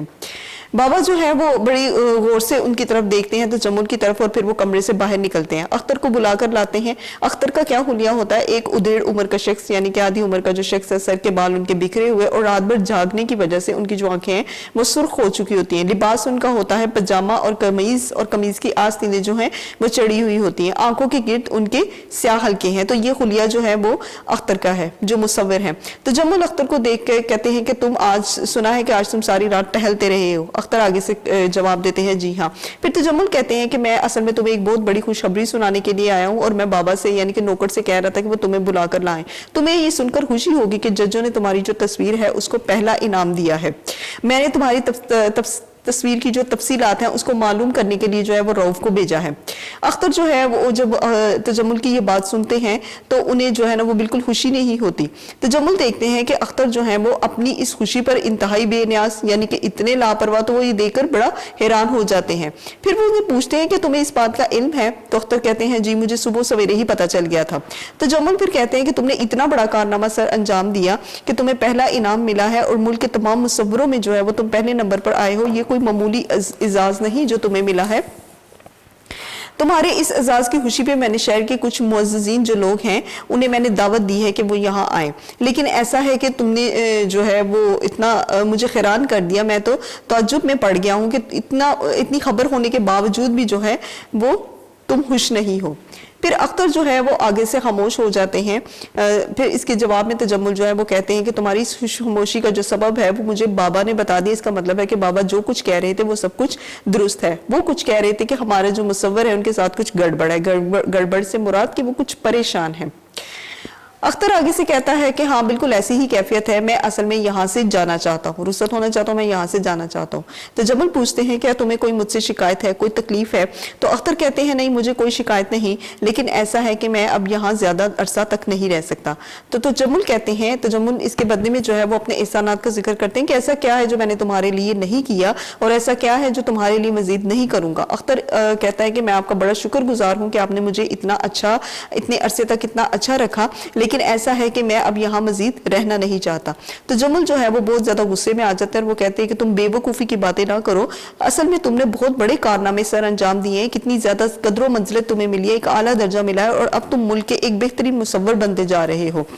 اختر جو ہے وہ کہتے ہیں کہ میں تہہ دل سے آپ کا شکریہ ادا کرتا ہوں، لیکن مجھے ایسا ہے کہ یہاں سے کسی طرح آپ جانے کی اجازت دیجیے۔ تجمل کہتے ہیں کہ مجھے تمہاری شکریہ کی ضرورت نہیں، تو تم مجھے صاف صاف بتاؤ کہ تمہیں کیا کمی ہے۔ اگر تمہیں میرے پاس کوئی کمی محسوس ہو رہی ہے تو میں پھر تمہاری اس کمی کو پورا کرنے کی کوشش کرتا ہوں۔ لیکن اختر جو ہے وہ مسلسل مانتے نہیں، انکار کرتے جا رہے ہیں اور یہی کہتے جا رہے ہیں کہ میں جو ہے یہاں پر نہیں رہنا چاہتا۔ تجمل جو ہے وہ پھر غصے پہ آ کر کہتے ہیں کہ میں نے سنا تھا کہ ایک وقت ایسا بھی آتا ہے کہ آرٹسٹوں پر جو ہے وہ کبھی کبھی دورے بھی پڑتے ہیں، یعنی کہ وہ کبھی کبھی بہت زیادہ پریشان ہو جاتے ہیں، لیکن ایسا ہے، لیکن اگر ایسی بات ہے تو پھر میں تمہارا چیک اپ کسی ڈاکٹر سے کرواتا ہوں۔ اختر جو ہے وہ بار بار یہی کہتے ہیں آپ مجھے مجبور نہ کریں اور جانے کی اجازت دے دیں۔ تجمل اس کے جواب میں کہتے ہیں ایک ایسا شخص جسے دلدل سے کیچڑ سے نکال کر کامیابی کی طرف لے جایا جائے اور پھر وہ دوبارہ کیچڑ میں جانا چاہے تو کیا ایسے شخص کو ہم عقل مند کہیں گے؟ اختر نہیں، میرے فن کی بہتری اسی میں ہے کہ میں چلا جاؤں۔ تجمل کہتے ہیں کہ تم فن کی بات کرتے ہو، تمہارے پاس تو فن پہلے بھی ایسا ہی تھا اور آج بھی ایسا ہی ہے، لیکن دونوں میں فرق ہے۔ یعنی کہ وہ یہاں پر تجمل جو ہے وہ اختر کو جتلانے کی کوشش کرتے ہیں کہ دونوں میں یہ فرق ہے کہ پہلے تم غربت اور افلاس میں ڈوبے ہوئے تھے، آج تم میرے پاس ہو اور میرے پاس ہونے کی وجہ سے تمہارے فن کے قدردان جو ہے وہ دن بدن زیادہ ہوتے جا رہے ہیں۔ اختر ان کا شکریہ ادا کرتے ہیں لیکن سنجیدگی سے، یعنی کہ بڑے سیریس انداز میں وہ انہیں کہتے ہیں کہ میں جو ہے یہاں سے جانا چاہتا ہوں۔ جب تجمل دیکھتے ہیں کہ وہ اختر جو ہے وہ بضد ہیں اور وہ یہاں رہنا نہیں چاہتے تو پھر وہ غصے سے انہیں کہتے ہیں کہ میں تمہیں ہرگز جانے کی اجازت نہیں دے سکتا کیونکہ اس میں میری توہین ہے۔ میں نے شہر کے بہت سے لوگوں کو جو ہے تمہارے لیے چائے پر بلایا ہے۔ اختر کہتے ہیں کہ لوگوں کو ہمارے اور آپ کے ذاتی واسطے سے کوئی سروکار نہیں ہے۔ اس پر جو ہے وہ تجمل کہتے ہیں کہ میں نے ایک غریب اور کلاش مصور کو اپنے پاس رکھا، اسے جھونپڑی سے نکال کر یہاں لایا۔ اگر میں تمہیں یہاں سے نکال دوں گا تو لوگ کہیں گے کہ دکھاوے کے لیے جو ہے میں نے یہ سب کچھ کیا ہے، لہٰذا اس میں میری توہین ہے۔ اختر ان کی یہ بات سن کر بہت زیادہ جو ہے وہ انہیں صدمہ ہوتا ہے، تو وہ کہتے ہیں توہین کس بات کی؟ تو پھر اختر جو ہے وہ کہتے ہیں میں مزید آپ کے رحم و کرم پر رہنا نہیں چاہتا۔ تجمل جو ہے جب اختر کی یہ بات سنتے ہیں تو پھر وہ بہت اپنے لہجے میں نرمی پیدا کر لیتے ہیں اور ایک بار پھر اسے سمجھانے کی کوشش کرتے ہیں کہ چونکہ فردن جو ہے میں نے اپنے دوستوں کو چائے پر بلایا ہے اور وہ ضرور شام کو آئیں گے۔ تمہارے جانے یا نہ جانے سے یہ ہے کہ بہت زیادہ اثر تو نہیں پڑتا، لیکن میری توہین ضرور ہوگی کیونکہ میں نے صرف تمہاری وجہ سے انہیں بلایا ہے۔ اس کے جواب میں اختر کہتے ہیں کہ میرے جانے یا نہ جانے سے اس دعوت پر کسی طرح کا اثر نہیں پڑتا۔ تجمل کہتے ہیں میں سمجھتا ہوں کہ نہ فرق پڑتا ہے، لیکن ایسا ہے کہ پاگل پن چھوڑ دو اور اطمینان اور تسلی کے ساتھ بیٹھو۔ تجمل جس شخص کو میں اپنا سمجھ رہا ہوں، یعنی کہ میں تمہیں اپنا سمجھ رہا ہوں، مجھ پر جو ہے یہ بات واضح ہو جانی چاہیے کہ تم بھی میرے کچھ لگتے ہو اور تم پر یہ بات واضح ہونی چاہیے کہ کیا اتنا حق بھی نہیں کہ ایک ایسا شخص جسے میں نے بلندیوں تک پہنچایا، اس کا اتنا احساس کیا، کیا وہ میرے اتنے حکم پر رہ نہیں سکتا؟ پھر اختر جو ہے وہ کہتے ہیں کہ نہیں، آپ ٹھیک ہے، آپ مجھے ایک تنگ و تریک کوٹری سے اس محل میں لے کر آئے، لیکن اصل بات یہ ہے کہ میں وہ اختر نہیں جو آپ کے سامنے کھڑا ہوں، میں تو ایک زندہ لاش ہوں، ایک چلتی پھرتی کی لاش ہوں. تجمل ان کی یہ بات سن کر جو ہے وہ بہت زیادہ حیران ہو جاتے ہیں اور وہ یہی سمجھتے ہیں کہ اختر کو کوئی ذہنی مسئلہ ہو گیا ہے, کچھ زیادہ پریشانیوں کی وجہ سے جو ہے وہ اس طرح کی بہکی بہکی باتیں کر رہا ہے. پھر جو ہے وہ اختر کہتے ہیں اصل میں بات یہ ہے کہ میں آپ کو سب سے بڑی اور سچی حقیقت بتانا چاہتا ہوں, اور حقیقت یہ ہے کہ میں جو ہوں وہ بالکل عام سا اور نارمل سا انسان ہوں, میں اس طرح کا مصور نہیں ہوں جو آپ سمجھ رہے ہیں. ابھی آپ نے تصویر کا ایک رخ دیکھا ہے, دوسرا رخ جب آپ دیکھیں گے تو وہ بہت زیادہ بھیانک, خوفناک اور خطرناک ہوگا. آپ کے تصورات کا شیش محل یعنی کہ جو آپ نے سوچا ہے اور جو سوچیں آپ کے ذہن میں چل رہی ہیں وہ ساری کی ساری زمین بوس ہو جائیں گی, یعنی کہ زمین میں گڑ جائیں گی. گزشتہ 1.5 سال سے, پھر وہ کہتے ہیں کہ گزشتہ 1.5 سال سے جتنی تصویریں میں نے بنائی جو آپ کے محل میں سجی ہوئی ہیں اور جو آپ نے اپنے دوستوں کو تحفتاً دی ہیں, اصل میں وہ تصویریں جو ہیں وہ میری نہیں ہیں. تجمل جو ہے وہ اختر کی اس بات پر انہیں گھورنا شروع کر دیتے ہیں اور ان کے وہم و گمان میں بھی نہیں تھا کہ اختر جو ہے وہ اس طرح کی بات بھی کر سکتے ہیں. پھر وہ کہتے ہیں اگر ایسی بات ہے تو پھر تم مجھے یہ بتاؤ کہ وہ تصویریں کس کی ہیں. اس کے جواب میں وہ کہتے ہیں کہ اصل میں جتنی تصویریں تھیں جو آپ کی کوٹھیوں اور آپ کے دوستوں کی کوٹھیوں میں آویزاں ہیں وہ میری نہیں, وہ میرے دوست نیازی کی ہیں. نیازی میرا ایک دوست تھا جو کہ غربت اور مفلسی کی چکی میں جو ہے وہ دن بدن پس رہا تھا. اسی نے مجھے کہا تھا کہ میں تمہیں جو ہے وہ تصویریں بنا دیا کروں گا لیکن تم اس کے بدلے میں جو ہے مجھے پیسے دے دیا کرو گے. اصل میں نیازی جو ہے وہ اپنے حالات سے بہت زیادہ تنگ آ چکا تھا. اس کی بہن کی شادی ہونا تھی لیکن یہ ہے کہ اس کی غربت کی وجہ سے وہ سارے کام جو ہے وہ یہ نہیں ہو پا رہے تھے. تجمل ان باتوں کی, یہ جو تمام باتیں تم نے مجھ سے کی ہیں کیا یہ ساری ٹھیک ہیں؟ اس نے کہا جی اختر, میں آپ کو بتا دینا چاہتا ہوں, میں سمجھنے لگا کہ آپ نہایت اونچے درجے کے دولت مند انسان ہیں. میں نے آپ کو بہت اچھا انسان سمجھا اور مجھے یہ بھی لگا تھا کہ آپ کے دل میں جو ہے وہ دوسروں کے لیے درد ہے, لیکن ایسا نہیں ہے. آپ نے میری جتنی بھی تصویریں جو ہیں وہ رسالوں میں, جرائد میں, جہاں بھی کہیں آپ نے وہ میری تصویریں بھیجی ہیں, اصل میں وہ صرف آپ نے اپنے لیے ہی بھیجی ہیں. اور آپ جیسے شخص کی جو تعریف ہے وہ میں قصے کہانیوں میں پڑھتا رہا ہوں, یعنی کہ بچپن سے ہی آپ جیسے شخص کی جو تعریف ہے وہ میں سنتا رہا ہوں.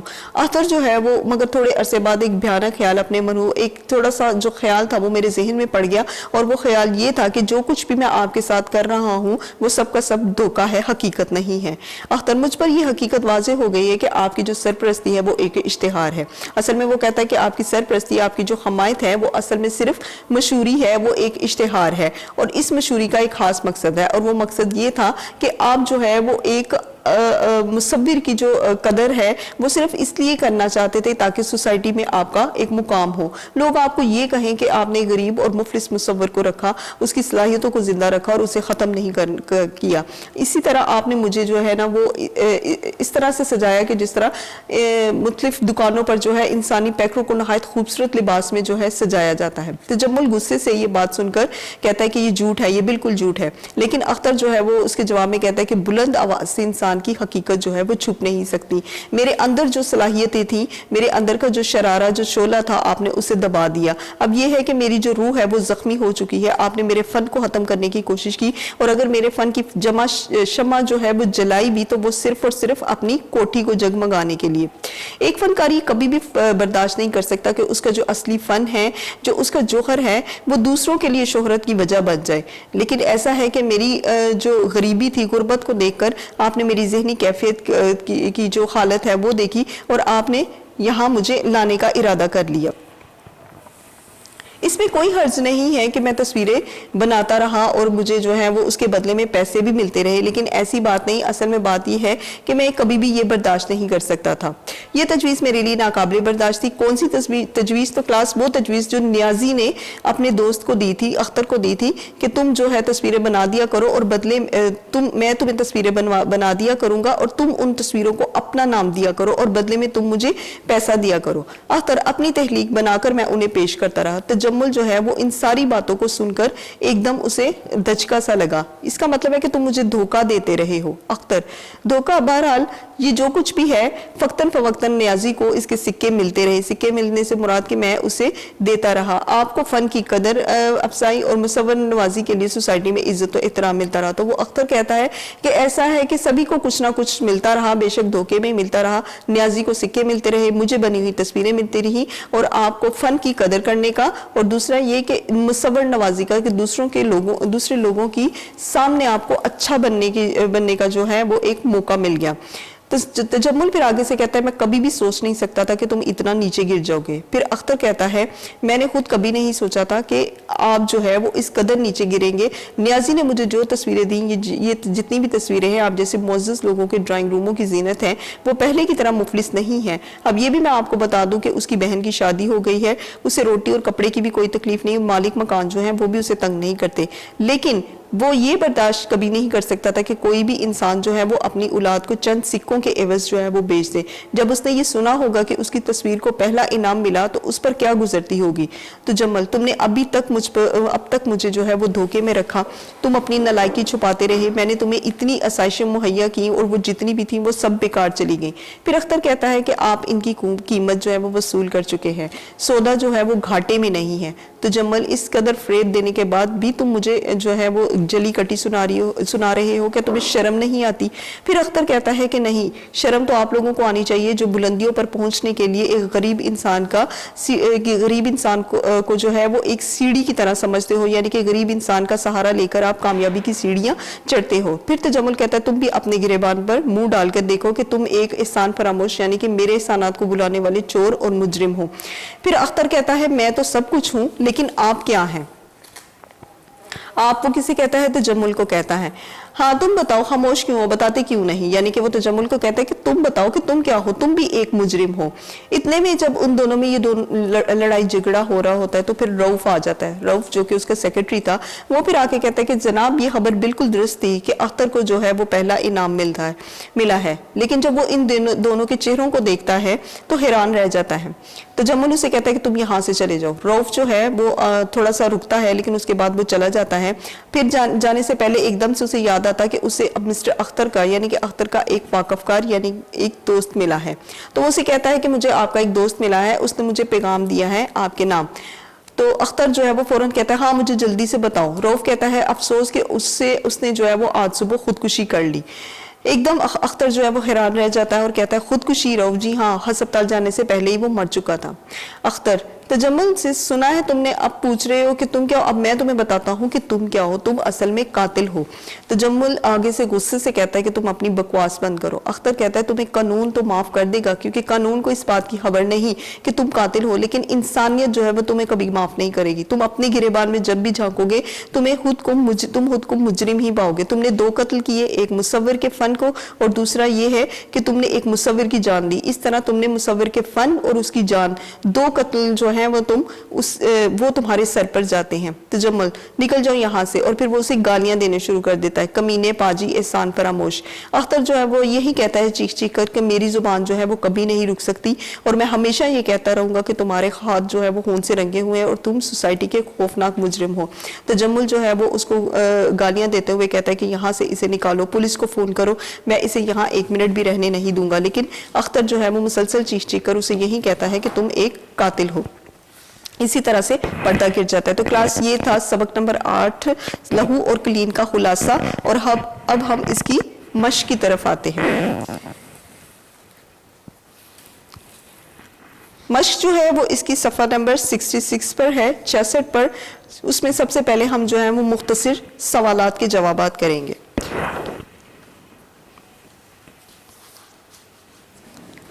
مختصر سوالوں کے جواب میں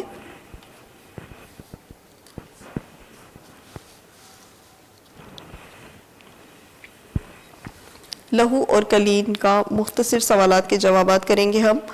تو سوال نمبر 1 سے شروع کرتے ہیں۔ تجمل نے اختر کے بارے میں کس قسم کے خیالات کا اظہار کیا؟ تجمل نے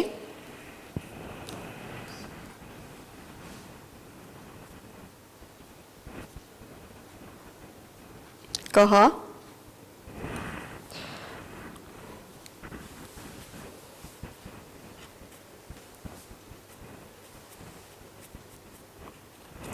کہ فنکار لوگوں کی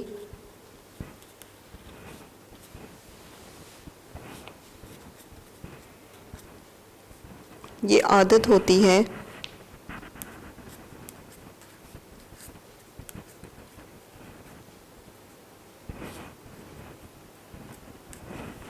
کہ وہ ہر وقت کسی نہ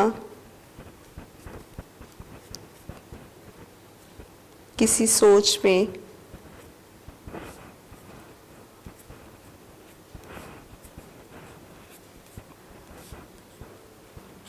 ڈوبے رہتے ہیں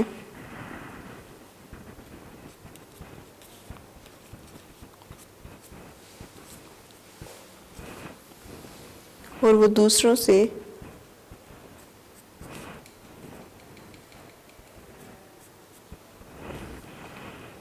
الگ تھلگ رہنا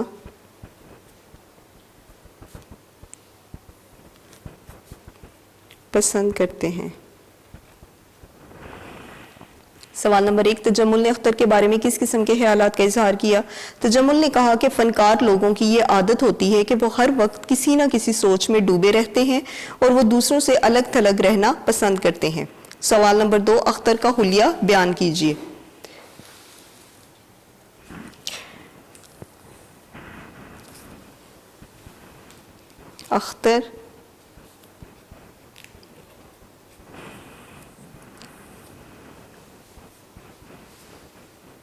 اختر ایک ادیڑ عمر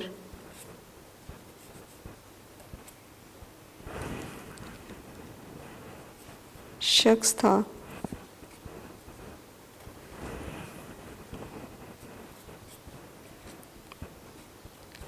اس کے بال بکھرے ہوئے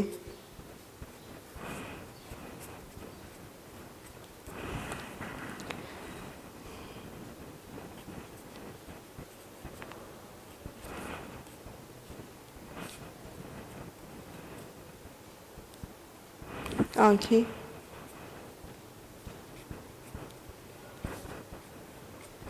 شب بیداری کی وجہ سے لال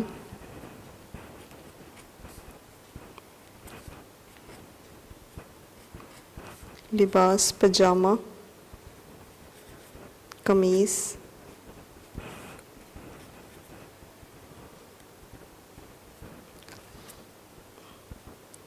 آستینیں چڑھی ہوئیں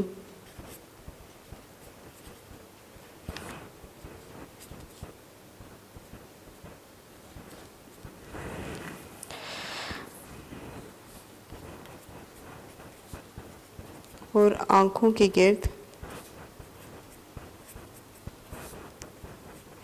سیاہ حلقے زیادہ نمایاں تھے۔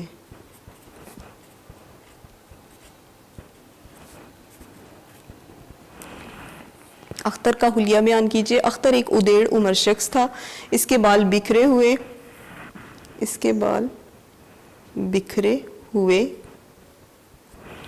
آنکھیں شب بیداری کی وجہ سے لال، لباس پجامہ قمیص آستینیں چڑھی ہوئی اور آنکھوں کے گرد سیاہ حلقے زیادہ نمایاں تھے۔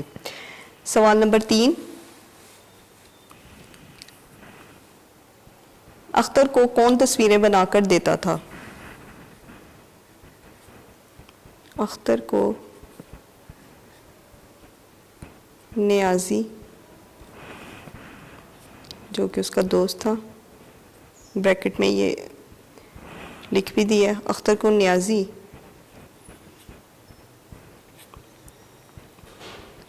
تصویریں بنا کر دیتا تھا۔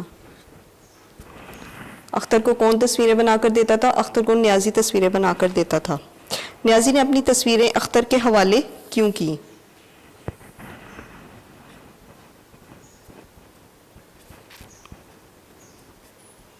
نیازی ایک غریب مصور تھا،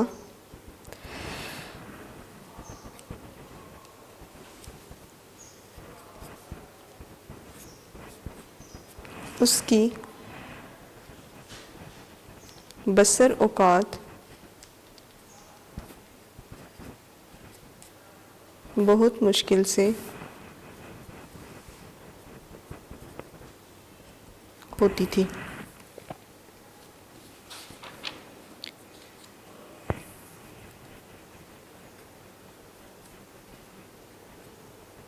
اپنی بہن کی شادی کے لیے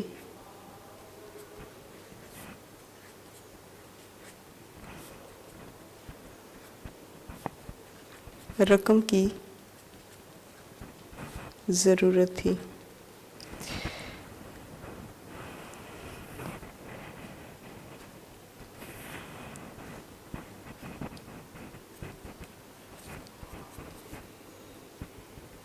جب نیازی کو پتہ چلا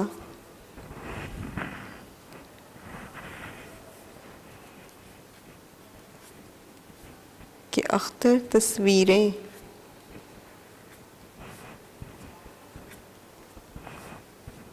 نہیں بنانا چاہتا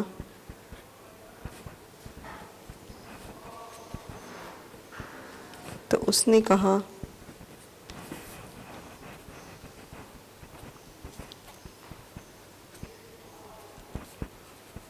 کہ میں تمہیں تصویریں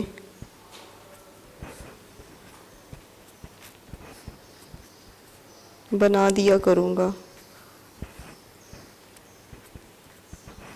لیکن اس کے بدلے تم مجھے پیسے دے دیا کرو. نیازی نے اپنی تصویریں اختر کے حوالے کیوں کی؟ نیازی ایک غریب مصور تھا، اس کی بسر اوقات بہت مشکل سے ہوتی تھی. اپنی بہن کی شادی کے لیے رقم کی ضرورت تھی. جب نیازی کو پتہ چلا کہ اختر تصویریں نہیں بنانا چاہتا تو اس نے کہا کہ میں تمہیں تصویریں بنا دیا کروں گا، لیکن اس کے بدلے تم مجھے پیسے دے دیا کرو. سوال نمبر 5.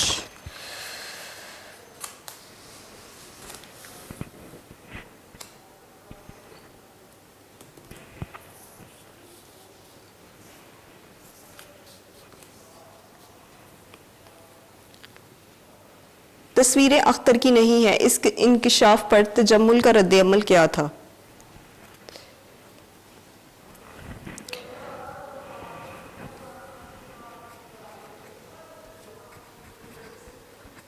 جب تجمل کو پتہ چلا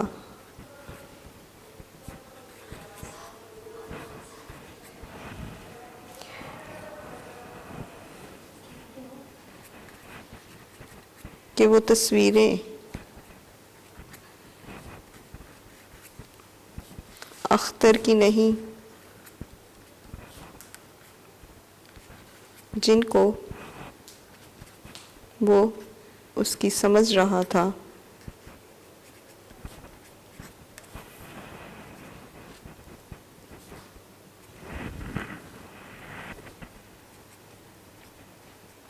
تو اسے ایک دھچکا لگا اور اس نے اختر کو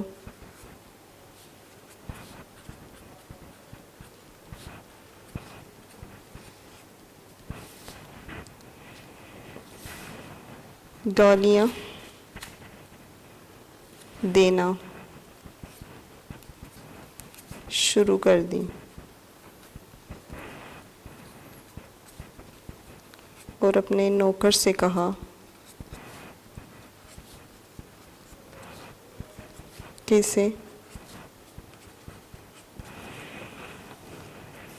دھکے دے کر گھر سے باہر نکال دو. تصویریں اختر کی نہیں ہیں، اس انکشاف پر تجمل کا رد عمل کیا تھا؟ جب تجمل کو پتہ چلا کہ وہ تصویریں اختر کی نہیں جن کو وہ اس کی سمجھ رہا تھا تو اسے ایک دھچکا لگا اور اس نے اختر کو گالیاں دینا شروع کر دی اور اپنے نوکر سے کہا کہ اسے دھکے دے کر گھر سے باہر نکال دو. سردار تجمل حسین کی کوٹھی کا نام کیا تھا؟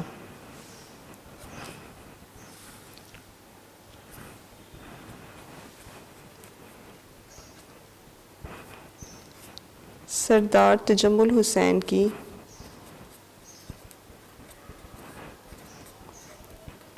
کوٹھی کا نام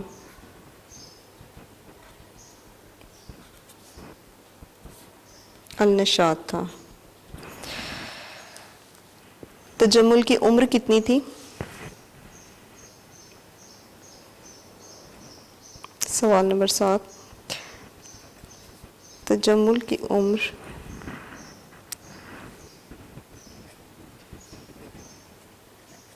40 اور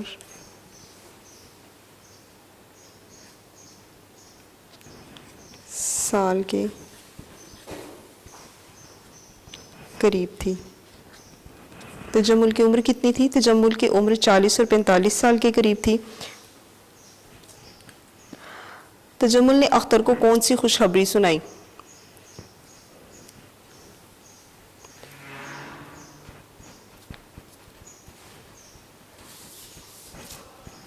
تجمل نے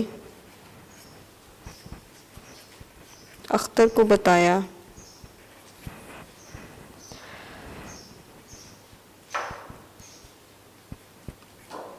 کہ اس کی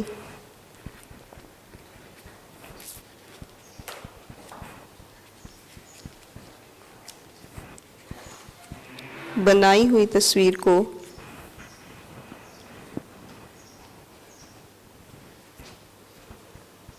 ججوں نے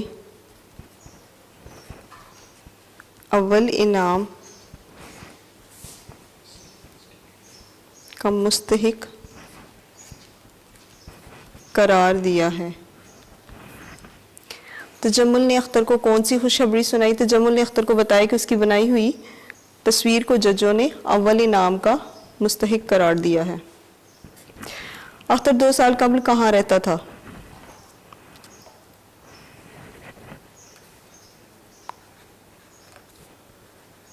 دو سال پہلے اختر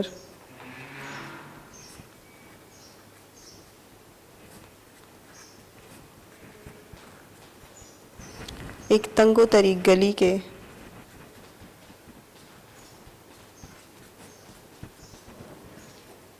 ایک خستہ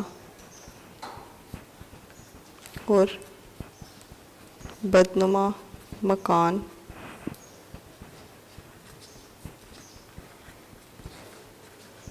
میں رہتا تھا. اختر 2 سال قبل کہاں رہتا تھا؟ 2 سال پہلے اختر ایک تنگ و تریک گلی کے ایک خستہ اور بدنما مکان میں رہتا تھا. اختر کے نزدیک نیازی کا قاتل کون تھا؟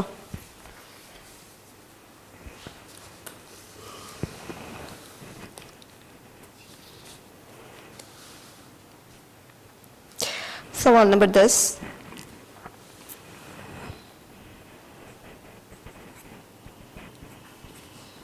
اختر کے نزدیک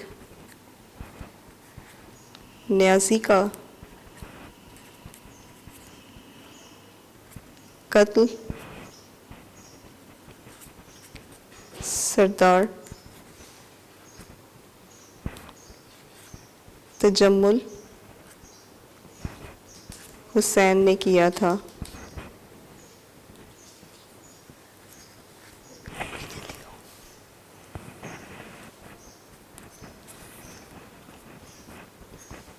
اور وہ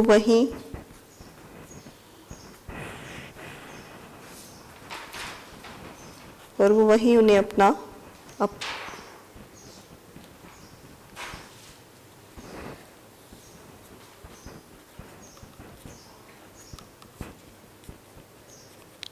قاتل سمجھتا تھا. مرزا ادیب نے اس ڈرامے میں ہمیں کیا پیغام دیا ہے؟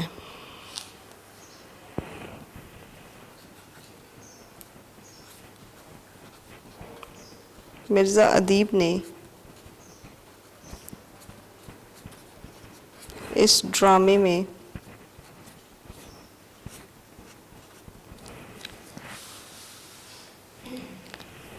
سرمایہ دار طبقے پر طنز کیا ہے.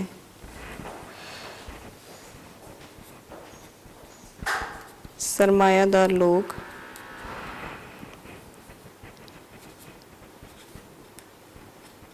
سوسائٹی میں اپنا بھرم رکھنے کے لیے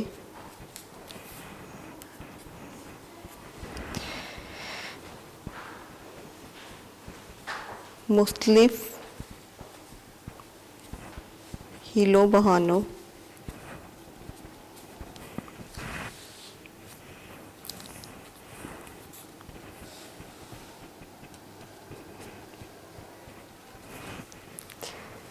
اور جھوٹ سے کام لیتے ہیں.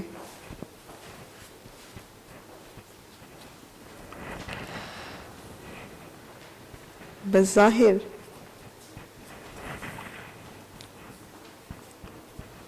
ان کے اعمال نیک نیت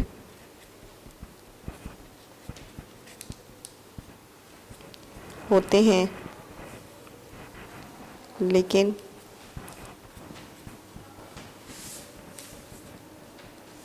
در حقیقت وہ جھوٹی نمائش کر رہے ہوتے ہیں۔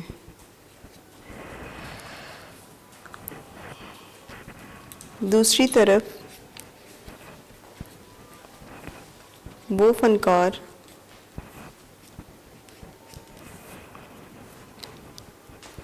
جو غربت کی چکی میں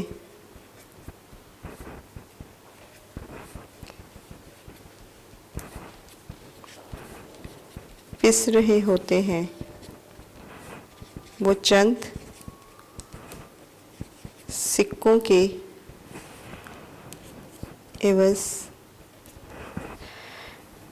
اپنے فن کو بیچ دیتے ہیں۔ مرزا ادیب نے اس ڈرامے میں کیا پیغام دیا؟ مرزا ادیب نے اس ڈرامے میں سرمایہ دار طبقے پر طنز کیا ہے۔ سرمایہ دار لوگ سوسائٹی میں اپنا برم رکھنے کے لیے مختلف ہیلوں، بہانوں اور جھوٹ سے کام لیتے ہیں۔ بظاہر ان کے اعمال نیک نیت ہوتے ہیں، لیکن در حقیقت وہ جھوٹی نمائش کر رہے ہوتے ہیں۔ دوسری طرف وہ فنکار جو غربت کی چکی میں پس رہے ہوتے ہیں، وہ چند سکوں کے عوض اپنے فن کو بیچ دیتے ہیں۔ تو کلاس یہ تھے مختصر سوالات، اب ہم آتے ہیں اس کی مشق کی طرف۔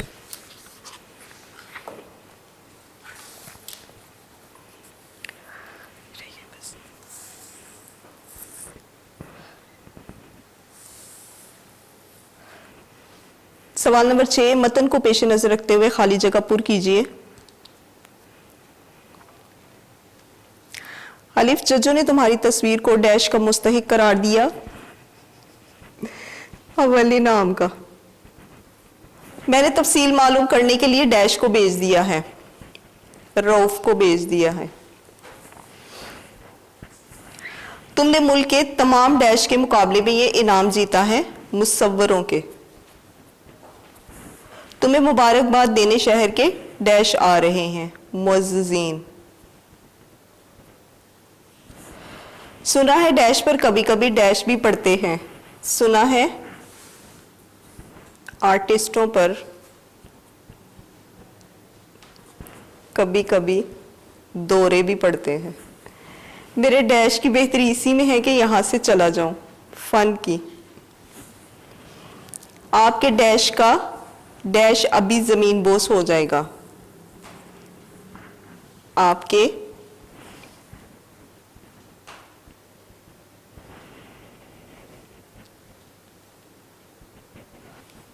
کے تصورات کا شیش محل۔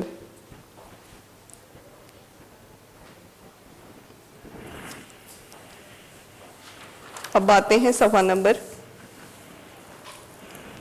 67 کی طرف۔ آپ سب کچھ سمجھ جائیں گے، یہ کوئی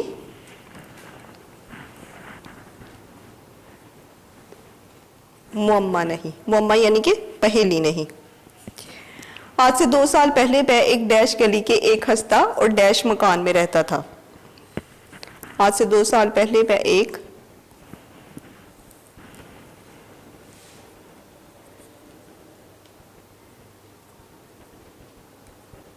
تنگو تاریک، کلاسی لفظ جو ہے وہ تنگو تاریک ہے، چونکہ جگہ نہیں تھی، گلی کے ایک ہستہ اور بدنما مکان میں رہتا تھا۔